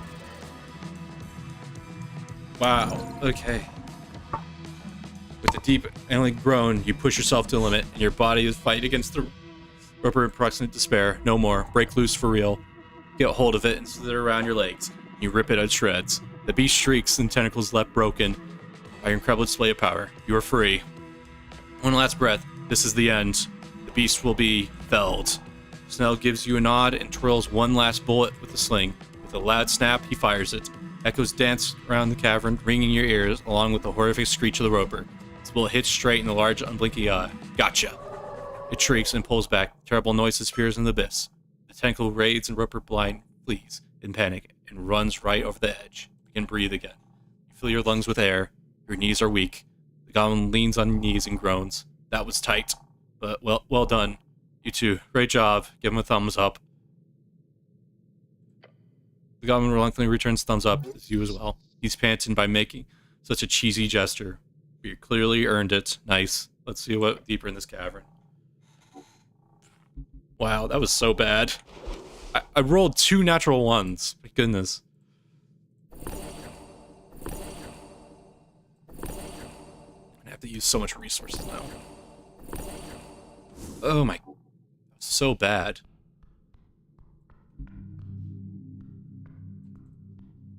We go this way or... Let's check right first, I guess. Right seems to, like, get me somewhere entirely different, so... Let's see which journal. Southern Caverns. That's where I am. Anything new here?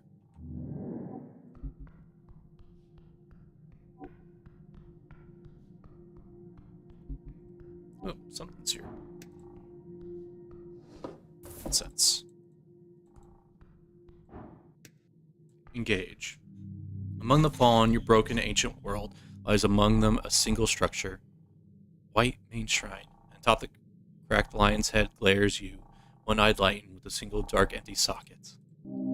Shrine like any other, you feel home in your knees here. Of course you do. Silence gentry. Shrine to what god?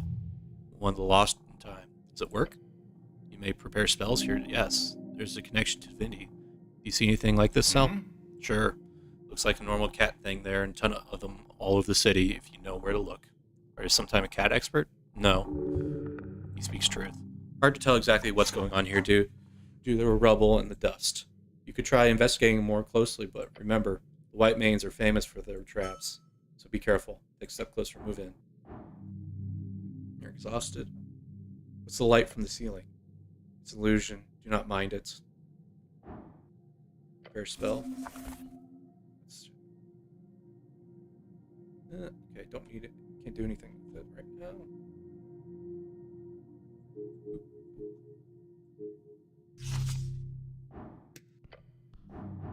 Investigate. Let's see. My rolls today. You trace your fingers over the marking in front. There's something here inside the shrine, but you can't figure it out how possibly get it open. This thick stone block would not be easy to destroy, even if you had a perfect tool for the job. No, there's something here other way. But what?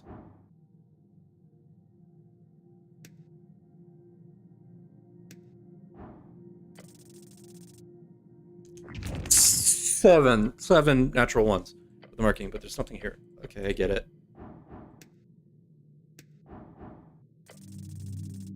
Okay, there. Thank goodness. The fan glides over the marking from the shrine. There's something there, inside the stone, and it's text. Tracing your finger, you realize something is written faintly inscribed down over the centuries, surface of the shrine. It says, Lei o Jago. Take a step back and mumble it to yourself. Red eyes, watch over you. Does that mean anything? Probably, but wouldn't they write that on the shrine for no reason? Shrugs, they honestly might have, but who knows? Glance upward at Lion's head. The eye socket, perfectly sized for a gemstone. It's obviously a secret it would be able to trigger it if you opened it. Look at the eye. Not now. Check the eye sockets. See if you insert gem. Yes, either ruby or jasmine would be correct guess. Poke your finger in the hole. You do so and stick it in. First inch in, then pass 2. Then pull index finger. This is a great way to lose the whole body. Wiggle it around. Take your finger out and hope it remains attached to your hand. You slowly pull it out, and it's likely to remain. Few. And then checking for eye sockets. Perchance. Okay. So, I need to find a gemstone to put in there.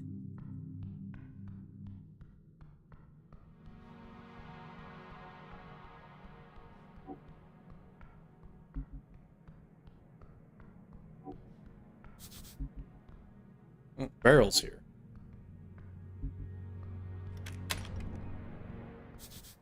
Another one-way door. Sewers, city below the city.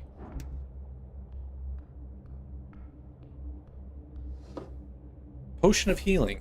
Cool.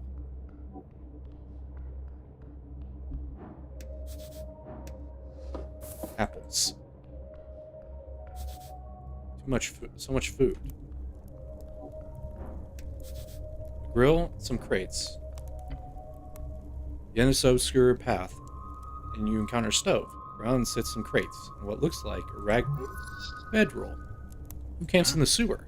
Dom looks around dark, damp tunnel. Don't like this one bit. Feel the stove. It's not entirely cold.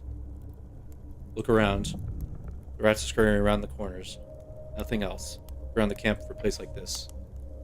Normal camp in a place like this? No cleric. Norvik sewers are notoriously dangerous.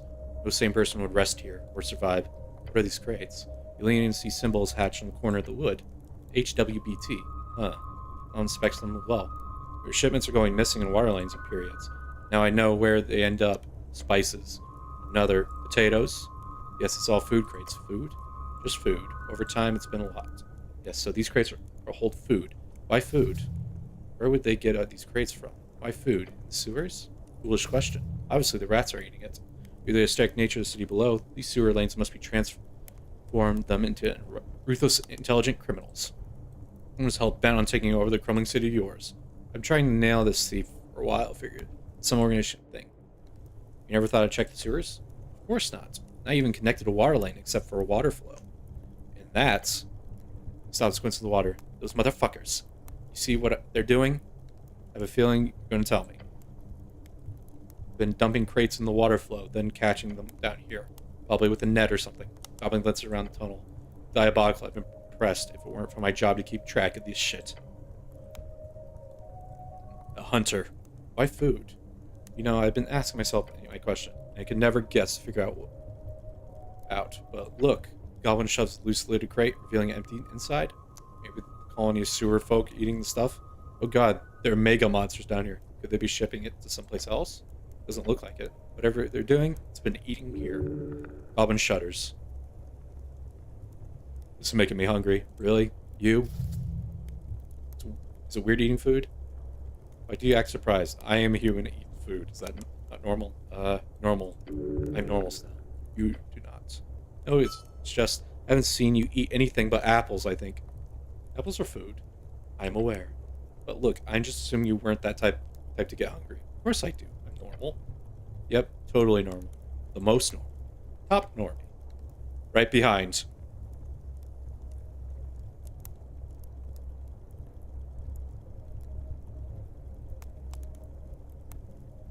Should we keep the guard to see if they come back? Possibly. We could also just get packed up. I know T-shot mission, but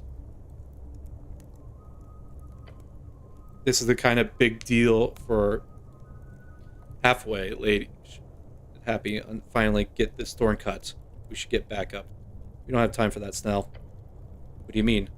So do you random shit all the time? No, I don't. It's not random. It's called questing. Oh yeah, I do. So you do. Maybe we should take some time to deal with this. Yeah, maybe. Good. Your very flesh. Your companion gasps in the air as he glances back. Raid hungers. Prayed the rage of Atkins. What's wrong, Snell? You look pale. I'm already on the move. He slings the loaded, spinning ready aim. To see Hunt come to Craig? How good. Scramble to get ready. You watch as a hulking mass of flesh, wet scales, and rising from your shadows of the sewer, towers over you, and a gaping maw wide into what struck as a mocking smirk.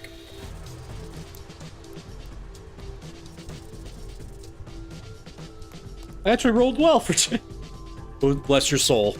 Snell's sitting in crate, crevice sound echoing down the tunnel. He lets out his stone fly, powerful hiss.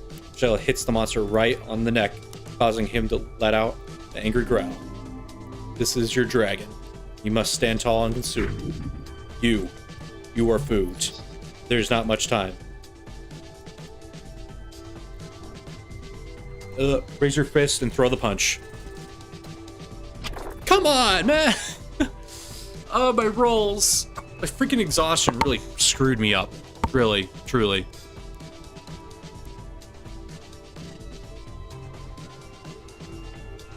Or you're only able to strike the thick hide. He absorbs a punch and nothing else. Grin upon his maw widens even further. Yes. Drop brings forth the dragon meat cleaver. Horrific weapon, behold, wielded by a man. Held by this beast, its doom. The hunt is on. This psychotic monster just loves the thrill of the hunt over everything else. Take that from him and take away the fun. He swings the hatchet, missing your stomach by an inch.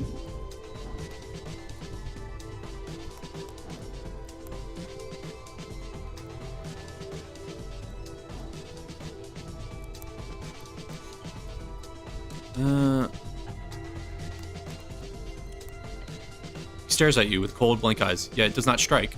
Goblin hesitates. Inches away, the croc creature makes a deep growling sound. It sounds annoyed.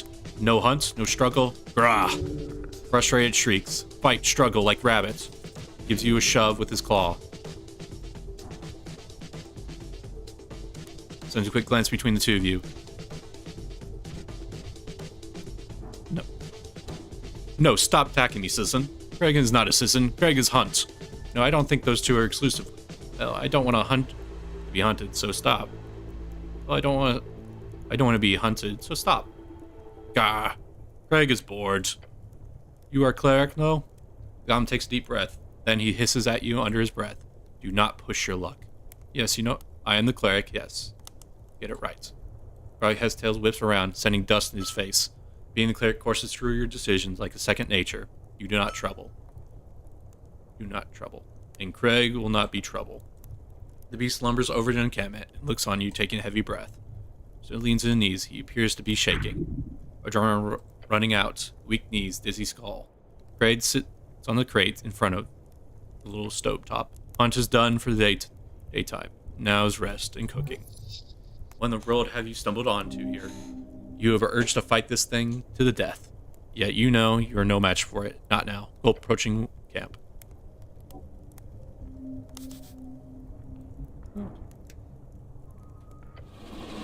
The hulking beast looks at you with a deep hunger.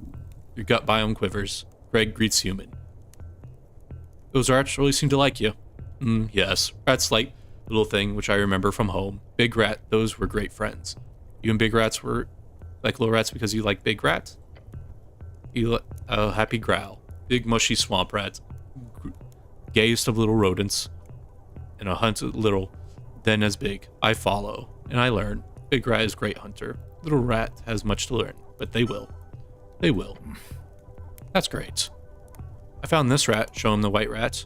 The monster stares at you as you hold it up. The white rat is uncomfortable grip. Kraid sees that. There are 5 of them. They make a lot of noise when they come around. Put the rat back in your pouch. I guess I'll have to find all 5 rats then. But why? It's a quest. Who gave you this quest? I'm not sure. Then you should probably reconsider before you head out rat hunting mission, since nobody has promised you any pay for it. So yeah, think about it. So what should we do about the crate? So you're a chef, huh? Yes. Cleric is hungry. Craig offer. Slog dog. Beast holds out one of the strange sausage-shaped meat pieces. Slog dog? Slog dog. Slog dog? Stares at the meat. Slog dog. It is slog dog, yes. Oh no. You want a slog dog? No. I'm good. A sausage? You're eating a lot of those. Okay. Inspect the meat first. You spend a few seconds looking over, but you can't tell exactly what it's made of, no choice. What's in it? Meat. Yeah, I see. My rolls have been terrible. You wrap your glove hand around the sausage in a firm grip. The smell hits you first. Foul stench. You turn in your stomach, take a bite. You don't chew, you don't swallow, you take another bite. Before you do, your body begins to shake, and it is coming back up. Stop eating the slog dog. Craig, so you clearly does not stomach. He let out a deep laugh. No luck. Himself. More slog dog for Craig. What do you hunt down here? Many things. Craig, dive, stalk. There's wild land below, far deep dark. Find anything good down here? Yes. Craig, take many trophy, from big chicken to little drake, to those of many, many teeth and eyes. Most not tasty, some very. That's how you command. You. Goblin goes, He tries to play it off nice. Little green men, you're not tasty and not even fun to hunt. You look spicy. He holds up his hand, stern face. I can assure you I'm not. But not above here, right? You stay out of the city? Yes. Craig hunt the wild. Urban sprawl too. Easy. When Craig has mission, the hunt, he begins. Mission? Croc smirks. Craig said nothing. Where else do you hunt? Craig hunts where he pleases. Land is good. Good sport. Good for sports. Great beast roam and many fresh challenge awaits. When Craig is on the hunt, he goes far. Great. Good to know. But on another show. So now what should we do about the crate? Honestly, it's not a good idea to start shit. This whole stolen shipment thing is the issue here. But halfways do not have resources to deal with a unit of a beast right now. If I ask him to stop, Goblin gives him surprisingly neutral expression. Politely? Very politely. Charm. Come up with a persuasive argument. Or maybe a groan. Hold your head. Some kind of deserve. I don't think they do. Oh no. You know what way to convince a beast? What? Tell him to go full carnivore. No, really, what is it? Carnivore. He's eating potatoes and a bunch of useless crap. Carbs. Beast should eat like a beast. Just meat. Much great quantity. But where will he get this meat from? That's right. Craig. Stop taking the icky potatoes and vegetables from the people in Norvik. Instead, point yourself. Eat me. The fuck are you saying? You wish to be eaten by Craig? Yes, please. Ricardo stares at you, unmoved for an awkward moment of time. You shake. The end is near. Come on, do it. Then he simply says no. Oh, why not? Craig is not allowed. Cleric is off limits. Craig will help, not hunt. Not hurt. That's the rule. Rule current hunts for mission. Broken will not be allowed. Oh, Rekvin. Yes, you have friends. You have friend in Pale Man, but Craig won't say no more. Interesting. Your guardian angel, huh? You're starting to see more and more how this Rekvin holds power and should not mess with. Thanks, Craig. Okay, so.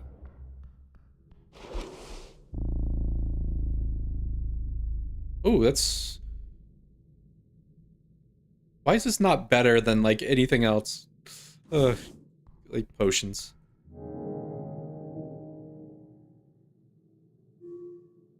Perfect crocodile seems... So, I think I can probably talk to him again. This is an airstrike pocket. Avoid it. Saucy stress cube.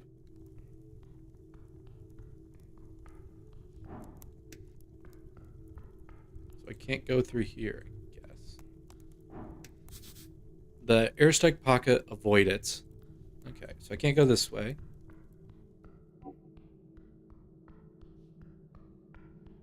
Kind of everything I can go from here. Oh, didn't even notice this. A massive statue of a Minotaur. The door closes behind you. Your companion lets out an audible gulp. Usadaba? The Snell, why did you let me go into the obvious terrifying chamber? Face light with a straight back. The words change tone intensity, mimicking your own way of speech. Two have stepped into the fifth chamber of trials. Two have stepped into the fifth chamber of trial. This will be your final and most mounting challenge yet. O champs as the host. If outside again you wish to see, answer me these questions 3, answer of which I shall judge fairly upon thine soul. Who will take the first step? You will. You entered this mess, now you will be him. As if you, the wrong answer. Can a goblin sidekick help out? Ask me a question, Guardian. I am not afraid. Light lands on you. First question. What is your name? My name is... Light intensifies. Say Reagan. Reagan. Light blinks for a moment and you feel the chamber shake. What is your quest? Solve mystery of the tea shop that blew up. Like in the eyes, the cow glare into first beam.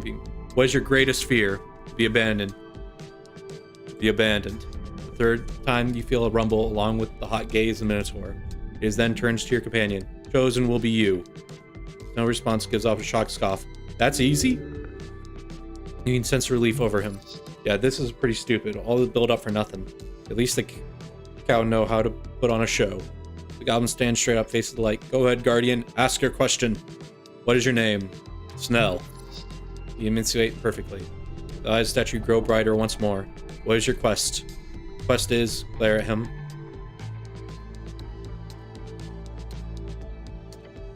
Quest is to serve Lady Sageleaf.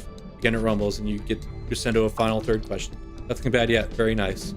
Snell looks confident. What is the scholarly definition of numerism? Face drops. Panic. He does not know. It's the rule of the gods. Squat down, stare at the goblin, and the light grows more intense. Then to show Snell what numerism means. What's the scholarly definition of numerism? Depends. Arcane era scholarly definition, divine era scholarly definition.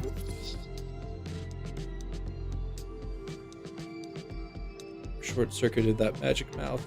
He's gotten his question. You probably should have short-circuited that magic mouth. Divine era. Numerism is when gods ruled the coast. Quite terrible. It was quite terrible. Squat down and stare at the goblin as the light grows more intense. He looks around, shrugging wildly. Glare at him. I attempt to show Snell. The goblin's eyes fixed on you, and you hold up your hand. Pretend to pray, then pretend to be a big, strong earth. Pretend to show how people congregate in the cultural units underneath the God King during Divine Era. His eyes full of panic as he spends precious seconds waving his hands around. And just to be clear, your miming here is on point. His panic overwhelming him. He's unable to even begin to focus on an attempt to communicate. Unfortunately, he opens his mouth and Ben's still staring dumbfounded. What the fuck are you doing? Oh. Beneath you, see spikes. Oh, scramble to grab something. No. Mark for seconds, that's what you got. But somehow you do manage to stretch out, sprawled out, and your hands landing on rough stone feet. Well, let's just say you're a bit shitty position right now. Stop. Do not move. Let's just relax here. I'm sure there's a way to solve this. Yeah, good. Keep holding. Goblin attempts to take a step down for a lower back. Your feet slip an inch. Whoa, hold tighter. Shit. Entire strength is quaking. You can't hold this for long. Okay, new plan. Cast spider climb. I don't have spider. You don't have spider climb prepared? Why would I have spider climb prepared? I don't know. Why would you? You actually can't think of a single useful situation for it. Stop with the bickering. It's time to act. Take responsibility for the safety of this party. Climb. Hold out. Let him climb off. Wait, if you fail holding on, won't that kill you right away? You will hold on. Crab climb your way up to safety. So I get better, let's see, hold out while you let Snell climb off. Oh my goodness. Almost failed that. Tell him to hold. You can hold. Do it. I can hold. Fuck it. Fine. After a moment deliberation, the goblin then scrambles you back using your helmet stepping stone and leaps off the pit. But the flesh is firm. He climbs up, finds the purchased stone, and he pulls himself up. Okay, I'm out. A few agony a second later, you climb up the side. The voice starts again as you do. You have braved the pit of wrong answers. Breathe to stand. Wobbly but firm, you stand. You step forth, claim your prize. The plundering eye. I hate this place so much, your companion muttered to himself. Again, just to reiterate, this place is somewhat dangerous. Divine rule numerism is when walking God's rule. Well, I didn't know that. Why would I know that? It's basic history. Goblin gives you a frustrated but ultimately relieved sigh. The statue is now entirely silent. You hear a acoustic boom coming from the drawer between your legs. Well done, the Minotaur riddle is properly conquered. Okay, let's see what treasure is. Let's check it out. Okay, so it is that. So that's the ruby. Is it this way? Where am I? Did I make a weird turn? Yeah, I went this way. This is an entirely different way I'm going. If you hear dog bark in the background, my dog is just starting to have a spasm. Give her a minute.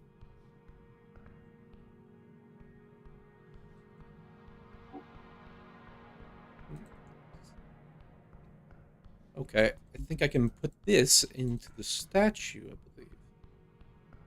Or in the stone.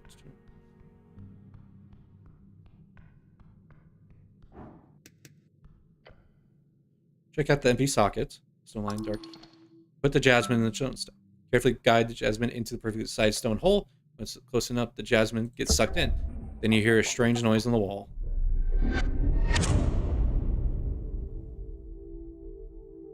Oh my god. Oh gods. The goblin gasped air, unable to speak. Look to your left. Oh. Just died. That was fast. And a shake due slightly delayed adrenaline kick. That was fast. He would have died, but the final blade not been blocked by those vines. Had Snell had been died, he just stood just a bit further back, or his left. Fuck. Thumb's actually shaking. Nice job, Snell. We were so close, just like that dying. Look at these things. We would be cut in half. Were you aware of that, cleric? No, a real man doesn't process emotion. Yes, maybe. We'll see.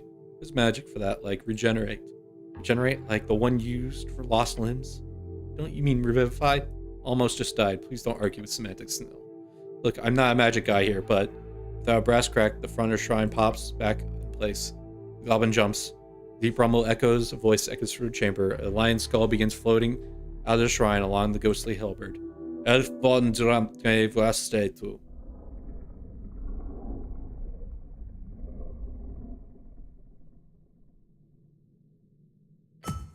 Then the skull falls to the ground. Stare at it as it rolls to the side. Huh?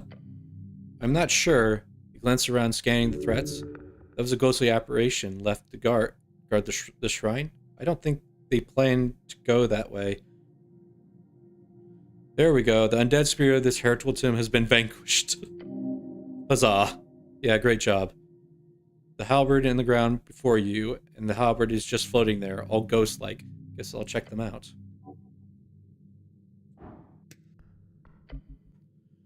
You kneel down and look at the cat-like skull on the ground. Hello? No response. What are your thoughts on this now?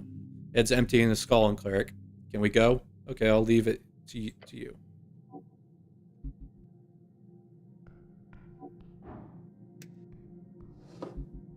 Oh, special halberd. Cool.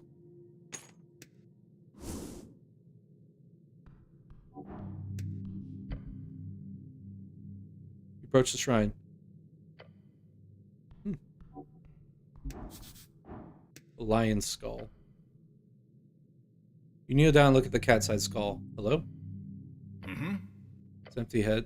Can we go? Okay, I'll leave it. Leave it to you. Pat the top of the skull.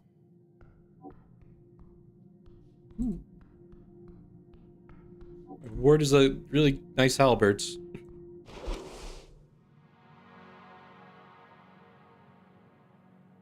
That gives me wisdom and intelligence. It's really nice. Oh, does it have something to say? Spend dialogue to unlock dice checks. Spend in dialogue. Oh wait, no. Halberd. Ghostly weapon exists somewhere in between the astral and material planes. However, it is sadly not really mentally bound, meaning it won't do any damage if you swing it. Darn. Okay, so it does no damage. Yeah, but it increases stats at least. That's nice.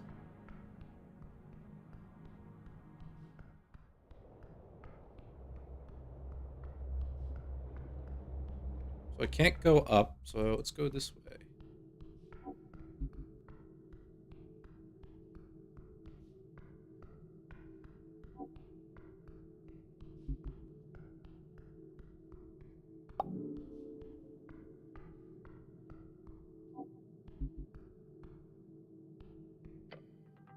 Everything suddenly goes very tight.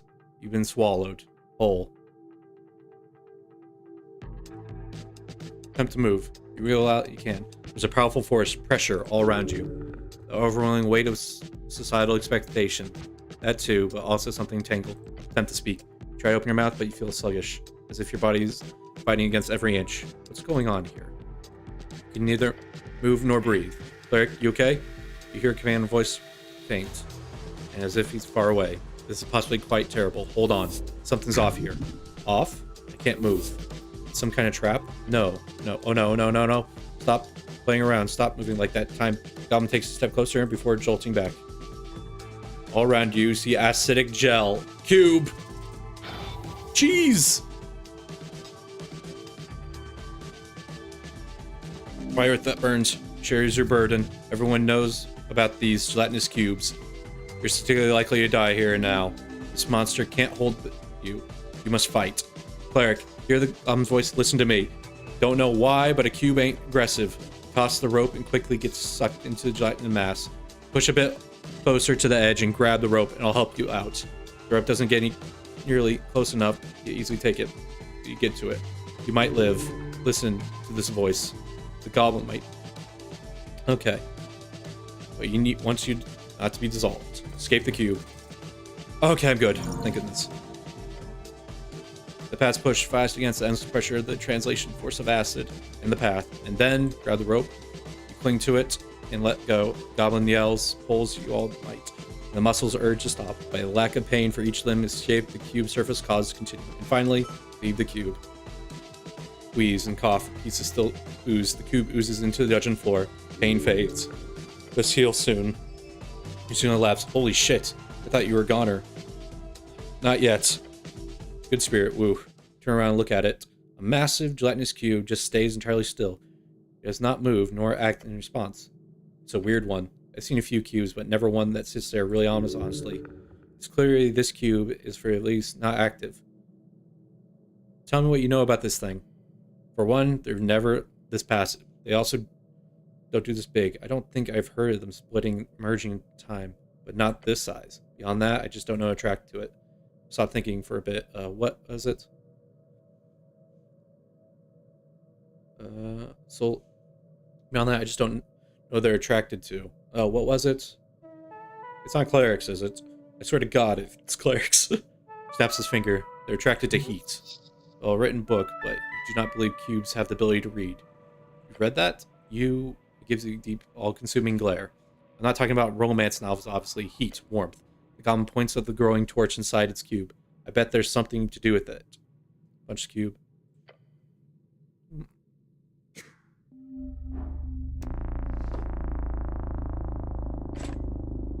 The mage finds quickly, grabs the torch, and flies it through the gel towards you.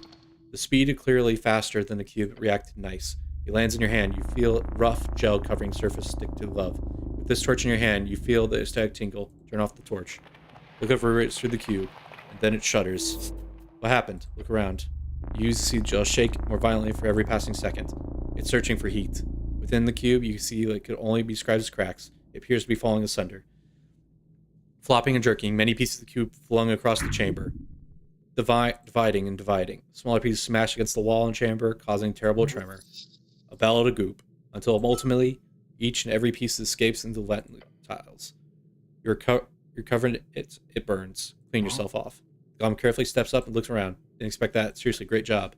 I see the last piece of the goop slide down into the cracks near the wall. That really hurts. No doubt. What actually happened there? Half a dozen of the cubes stacked together. Types of ooze usually never unite, and if they only do in small quantities. This must have been some type of strange magic or static event. This cube sure dropped a lot of stuff around here, place. Let's see if there's anything interesting. Your excitement in his voice. Let's hear throat. Related to the tea shop, that is. Goblin wants some loot. Who can blame him? Cool, loot. Wisdom. Okay, let's see. I got the torch. Gives you 10 foot of light. Let's see. Struck cylinder Rome made since. It's accessory. Let's see. Gives me 1 wisdom. Anything that gives me strength and wisdom. It's not helping.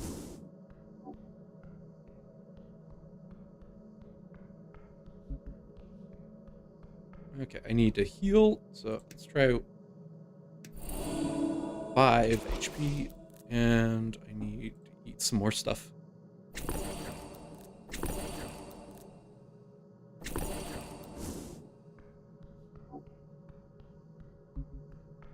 Let's go this way.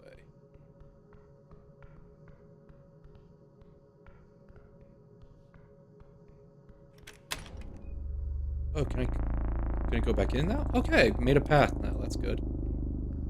Let's see, what's this way? What is that? Anesthetic shard in the dark.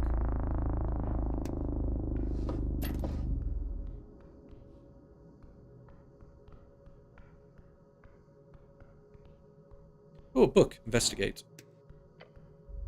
At the end of the hallway, the alcove, any others, you see a book. It sits on a thin ledge and does not have anything on the cover. This is creepy. Agreed. Don't write your name in there or anything. Heard about a guy who found a book once up in Molltown. Cover said famous people. Inside a list as well. Famous people, historian figure itself. So this guy thought it'd be funny to scribble his own name along it. And poof. He turned into the feather, like a big collection of pure black feathers starting to float away in the wind down the river. So it's like everyone could talk about for weeks. That's a random story. I'm not making this any less creepy. So gives you chuckle. I know. Then the goblin frowns, looks up at the ceiling. Can seem to remember a guy's name though. Anyway, what were they doing? Take the book, pick up the tome, and you get any overwhelming tingling sensation run on your arm. Impending doom. Holy shit! No, don't drop it. You okay, cleric? Are you shaking? Put it back. Open the book. You flip it, the page open. Any page you flip through multiple. They're all empty. Keep flipping. Keep flipping until you see text on the page. It says clean and steady handwriting. What tome do you desire? Huh? Yeah, this is cursed. Clearly, this is an Earstag. Writing Novin's Chance by Patriarch Pilly. The letters immediately fade in shape, but are replaced by another message, seemingly formed in ink. Patriarch Pilly, his book are found everywhere, but the closest copy in the local lich town. Then text quickly disappears. That was amazing. If I can locate any book, then it's like very, very useful. Oh, okay. Okay, that's useful.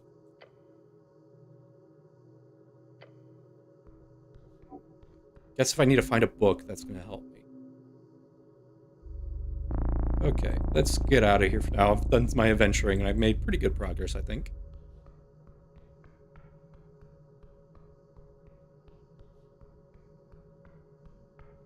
And there's other spots I want to check out as well. Well, I'm going to check out, like, down here, because I remember going down here, but I didn't really go too far. Because I almost died, basically. A long way down. Okay, so I can't go that way.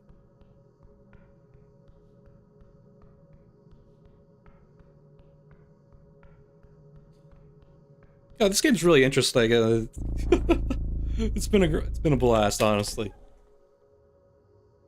Okay, so I've investigated down that way.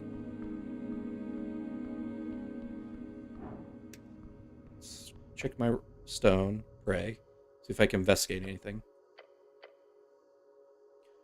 Contemplate the celestial tear, a woman, a warrior, a divine creature, and hear no other reason than her own broken way. Listen to her and you'll be rewarded. Okay, finish prayer.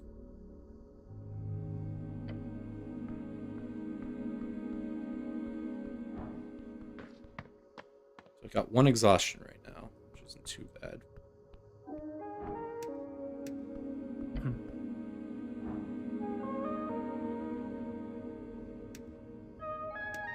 Okay, I can do this now. Now I roll a natural 20, goodness sake. The one time I don't need it. You stand there mulling over all you know, the strange pale mortician, when your attention is drawn to the air around you, the damp, dry cold, piercing through the chain mail, leaving you with uncomfortable feeling appears locked within the days. This tower, you close your eyes, focusing intensely on the feeling around you. It's not natural. Very much ear-stack, negative entry, flowing permanently to the place and core. All focused around a single point. The Pale Man. By the gods, He's covered in negative energy. Even worse, he emits it from him. This is no human. What you're looking at here is a thin disguised creature, most foul, most powerful. No mere spellcaster, no mere arcanist, no, a mere wizard. Vulcan is a lich, an abomination. What do you do with this information? You have a choice. Either try to deal with this directly, or contact relevant authorities. You report to Coin Lord Darrow. He's the highest city official in Tolstead, if only you were available. Witch House Blues update. You should investigate this further. But what if... I don't mean to interrupt there, but if you've been standing there in silence for almost 5 minutes now. Is there anything else you want? I've spoken with your helpers, Vixen. Oh, interesting. What have you figured out here, cleric? You're clearly performing some kind of subversion action here in Tolstead. I don't know, but you tell me. Fleming observes your words, same coldness as always. Cleric puts down the pen. Get ready. I believe it's time to have a chat. But not now, I'm busy. Return here post-midnight, alone. Alone? He turns to stare at Snell.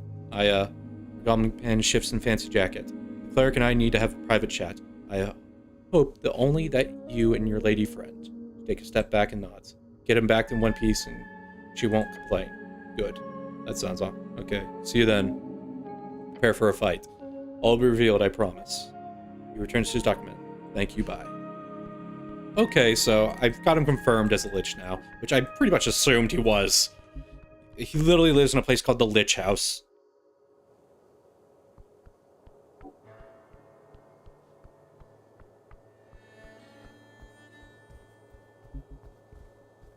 Okay, let's go see if I can talk to my mushroom lady again.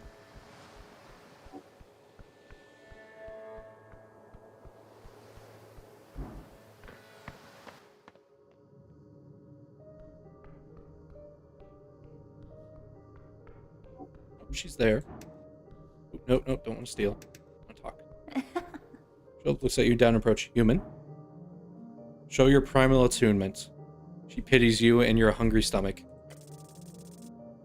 Of course. How could you do such a thing? To prove attunement requires years of training. Perhaps done a few exercises in spare time, you'd read Runic magic, but perhaps you can try anyway.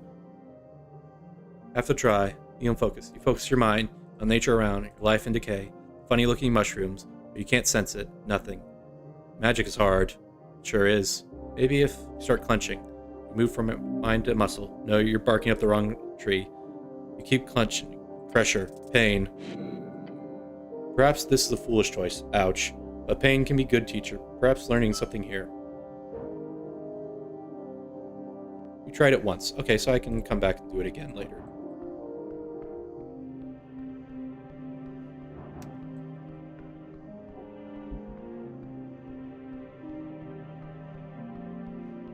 Okay, who can I talk to? Maybe I do want to just go back down there.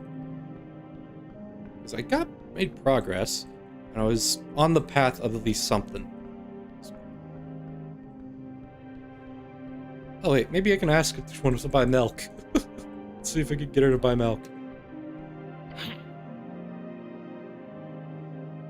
Cleric, back to your throne. Have you returned?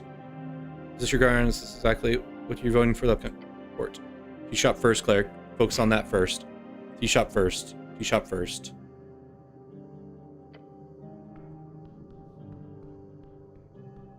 Okay, let's see. Where does this path take me?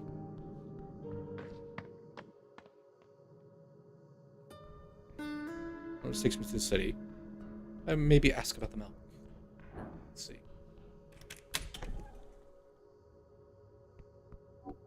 Oh, no one's here.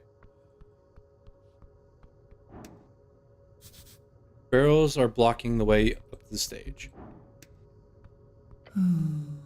Sphinx takes a sip from her barrel. Little one, she says. Can you tell me your riddle again? Can you give me a hint on the riddle? Your lair and tavern? What do you know about the tea shop? What's the door behind you? You're a very impressive creature, you know that? Is this time your lair or your lair tavern? She lifts the barrel, lips, and holds it there for a moment. Eventually she lowers her head. That's indeed a riddle and wondering. You big drinker? Partake. This will affect me, but it tastes lovely. Never seen her sober, so you know it's true. Enjoy tavern lair. I've got other questions. Tell me the riddle again. She chuckles as many times as you like one. Found with arcane flare. Arcane flare. So magic with a flare. Twin tongues of flame that scorch the air. Burrow deep within the earth. A primal string to show your worth. Folk and gods strong herd. A man divine alone howls his words.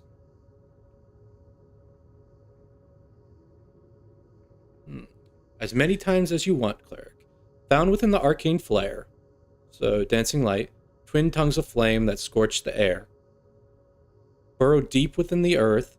Primal string to show your worth. Folk and gods and throng herd.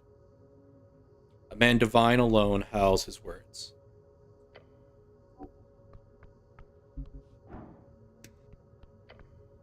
You approach the old well, it's dry. It's very, very deep. I don't want to jump down there.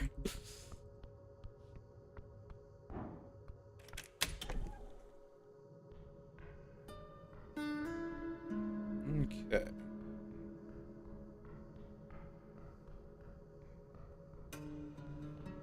So who are the people that quest? Let's see. Who are the people that I need to give? Coinloid meets. Okay. Dragon and Tolstead completed. Star Witness. Okay. Let's see.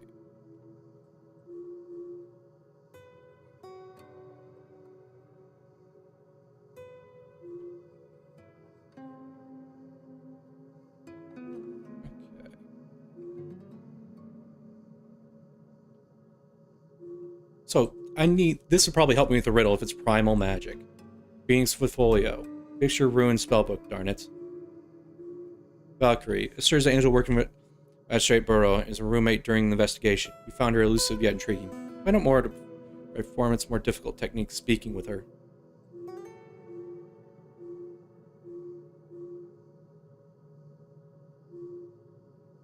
Capital Dominion. Handed to AEFA to Visk. You handed it. Okay.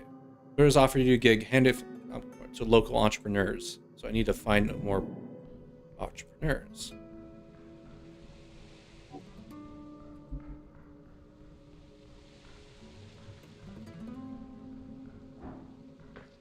Okay, let's go this way.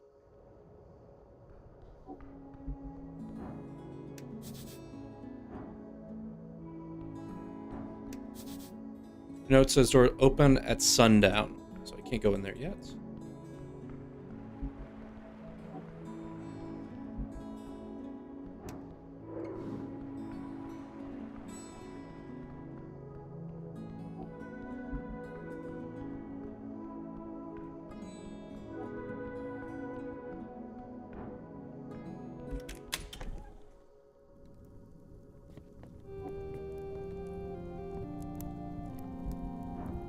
Speak to you. Dixon's flame in the fireplace, hissing voice at you. Didn't your mother ever tell you it's rude to stare? Come down, look closer. Your eyes adjust to brightness in the fire. Figure lions upon the lint. Puff of smoke and eyes in a solid chunk. A little smoke guy that appeared in time. This one appears to be quite heat-related. I apologize. Good, you know your place. I'm Tiffany, the terrible to meet you. Lovely to meet you as well as I am. I don't care. These back and forth between you and Snell. I'm in charge here, so don't do anything nasty or I'll report you to Tusk Lady. Tusk Lady. Amazing. Goblin Ken squints in the fire. And he whispers to you, I hate these things. Is there like a guardian of the place or what? Something like that. I'm only much obliged to attack you, actually stealing something. You should push. Keep that in mind. Is there something I can do to get you the other way? Look, I'm bound here, you know. Higher orders would allow me to look the other way. Higher orders? So I puff smoke whispers. If you were an elemental lord or something, that would change things. But you're not, so...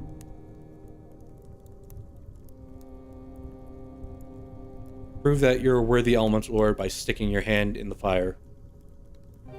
Okay, it's shot. I did it! Shield. Your skin is a shield. Pick off your right hand glove. Huh? Place your hand in front of the smoke guy, right flame. Confidently reach forth. Oh, Smoky Boy. Wait, What are you doing? Intense heat wraps around you in your flesh. Holy hell, Bell stuff. You explain, dancing around. Cheese! Eating away.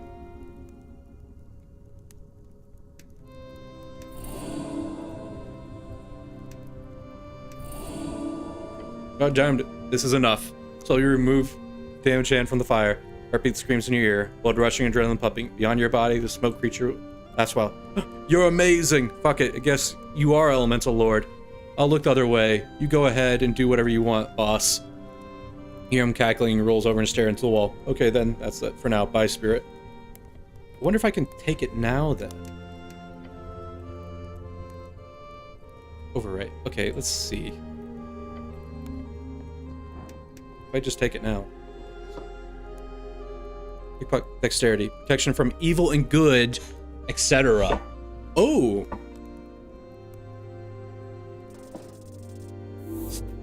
Okay, I'm re-rolling that. Cleric. Works who's placed firm hand. Please refrain from touching things that aren't guests. Admitted Doge Company. Your ego is bruised. How embarrassing. Okay. I'm reloading that because I was wondering...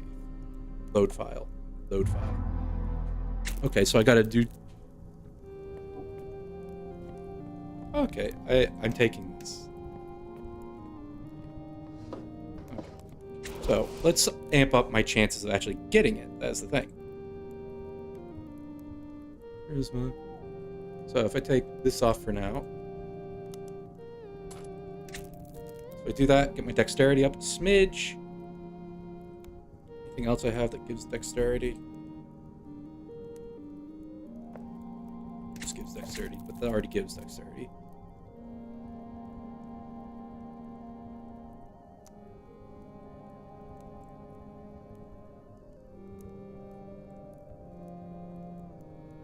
Oh, can I sell her milk?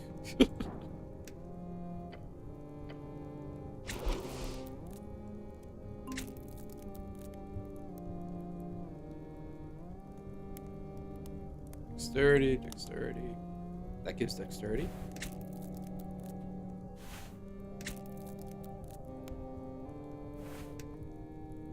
Smidge more dexterity, so I get a +1. So all I need is a...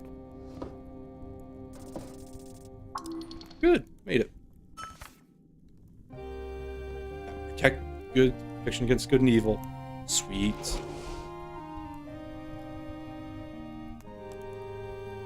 Okay, let's put everything I like back on.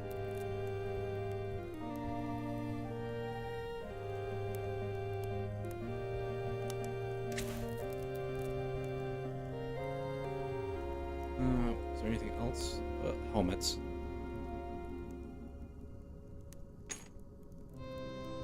-2 dexterity, or I get -2. Let's see if I can sell milk here.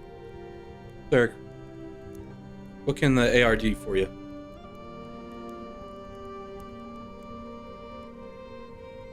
I want to know more about you. Can tell me about the She Top owner.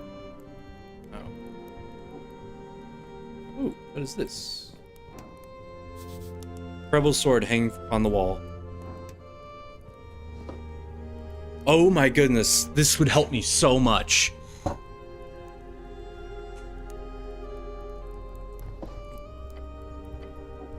I want to steal it so badly. Spellbook. Protection against good and evil. It's an aura around you, granting protection against creatures such as... Protection grants several benefits to creatures of those types that disadvantage and attack rolls against you. You can also can't be possessed by and gain charmed to frighten. Until the spell ends, you gain the advantage. Cast one action. Just so good.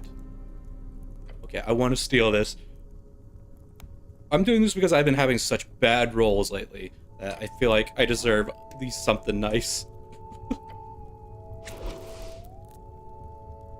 Is it cheating? Yes. Do I care? Honestly, no.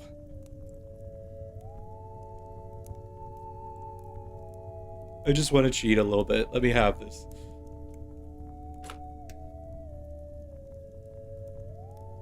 My rolls have just been so bad. And I feel like this will help me greatly. Raw to dexterity. Get this helm off me. So I get a +2 right now. Let me save. It's creating a save. Come on, roll me well. Natural 1, of course. Mm-hmm. Eric.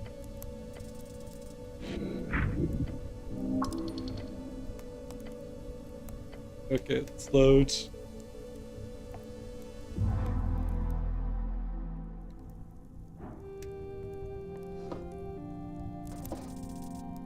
Yes!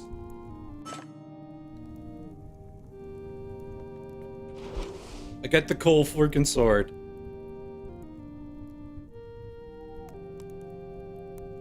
Equip you. Where's the sword? There it is. Sending a Vorpal sword with obvious performance anxiety. If you hold it in your hand, you can hear a faint whisper. 4 minutes. Okay, that's amazing.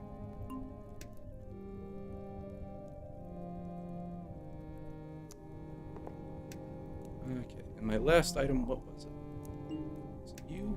Strength and wisdom. So my dex is decent now. Yes.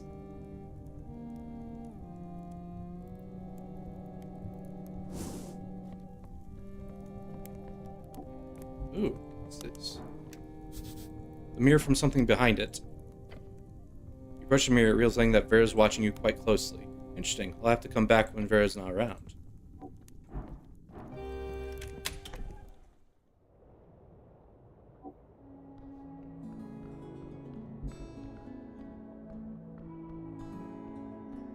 Okay. Oh, there's a shrine down here I know, so I can go up there and prepare my spells.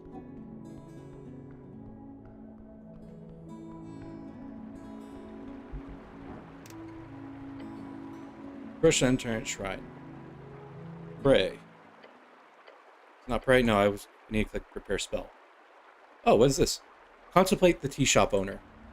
Bird folk in the run. Shops in ruins. Contemplate the dragon Tolsta. Famous goblin leader. Reach a sharpened gaze. Prayer. Okay. Prepare spell. Charm person. Comprehend language. Cure wounds. I'm not using Shield of Faith or anything, so... Oh, I can just take them all. Great.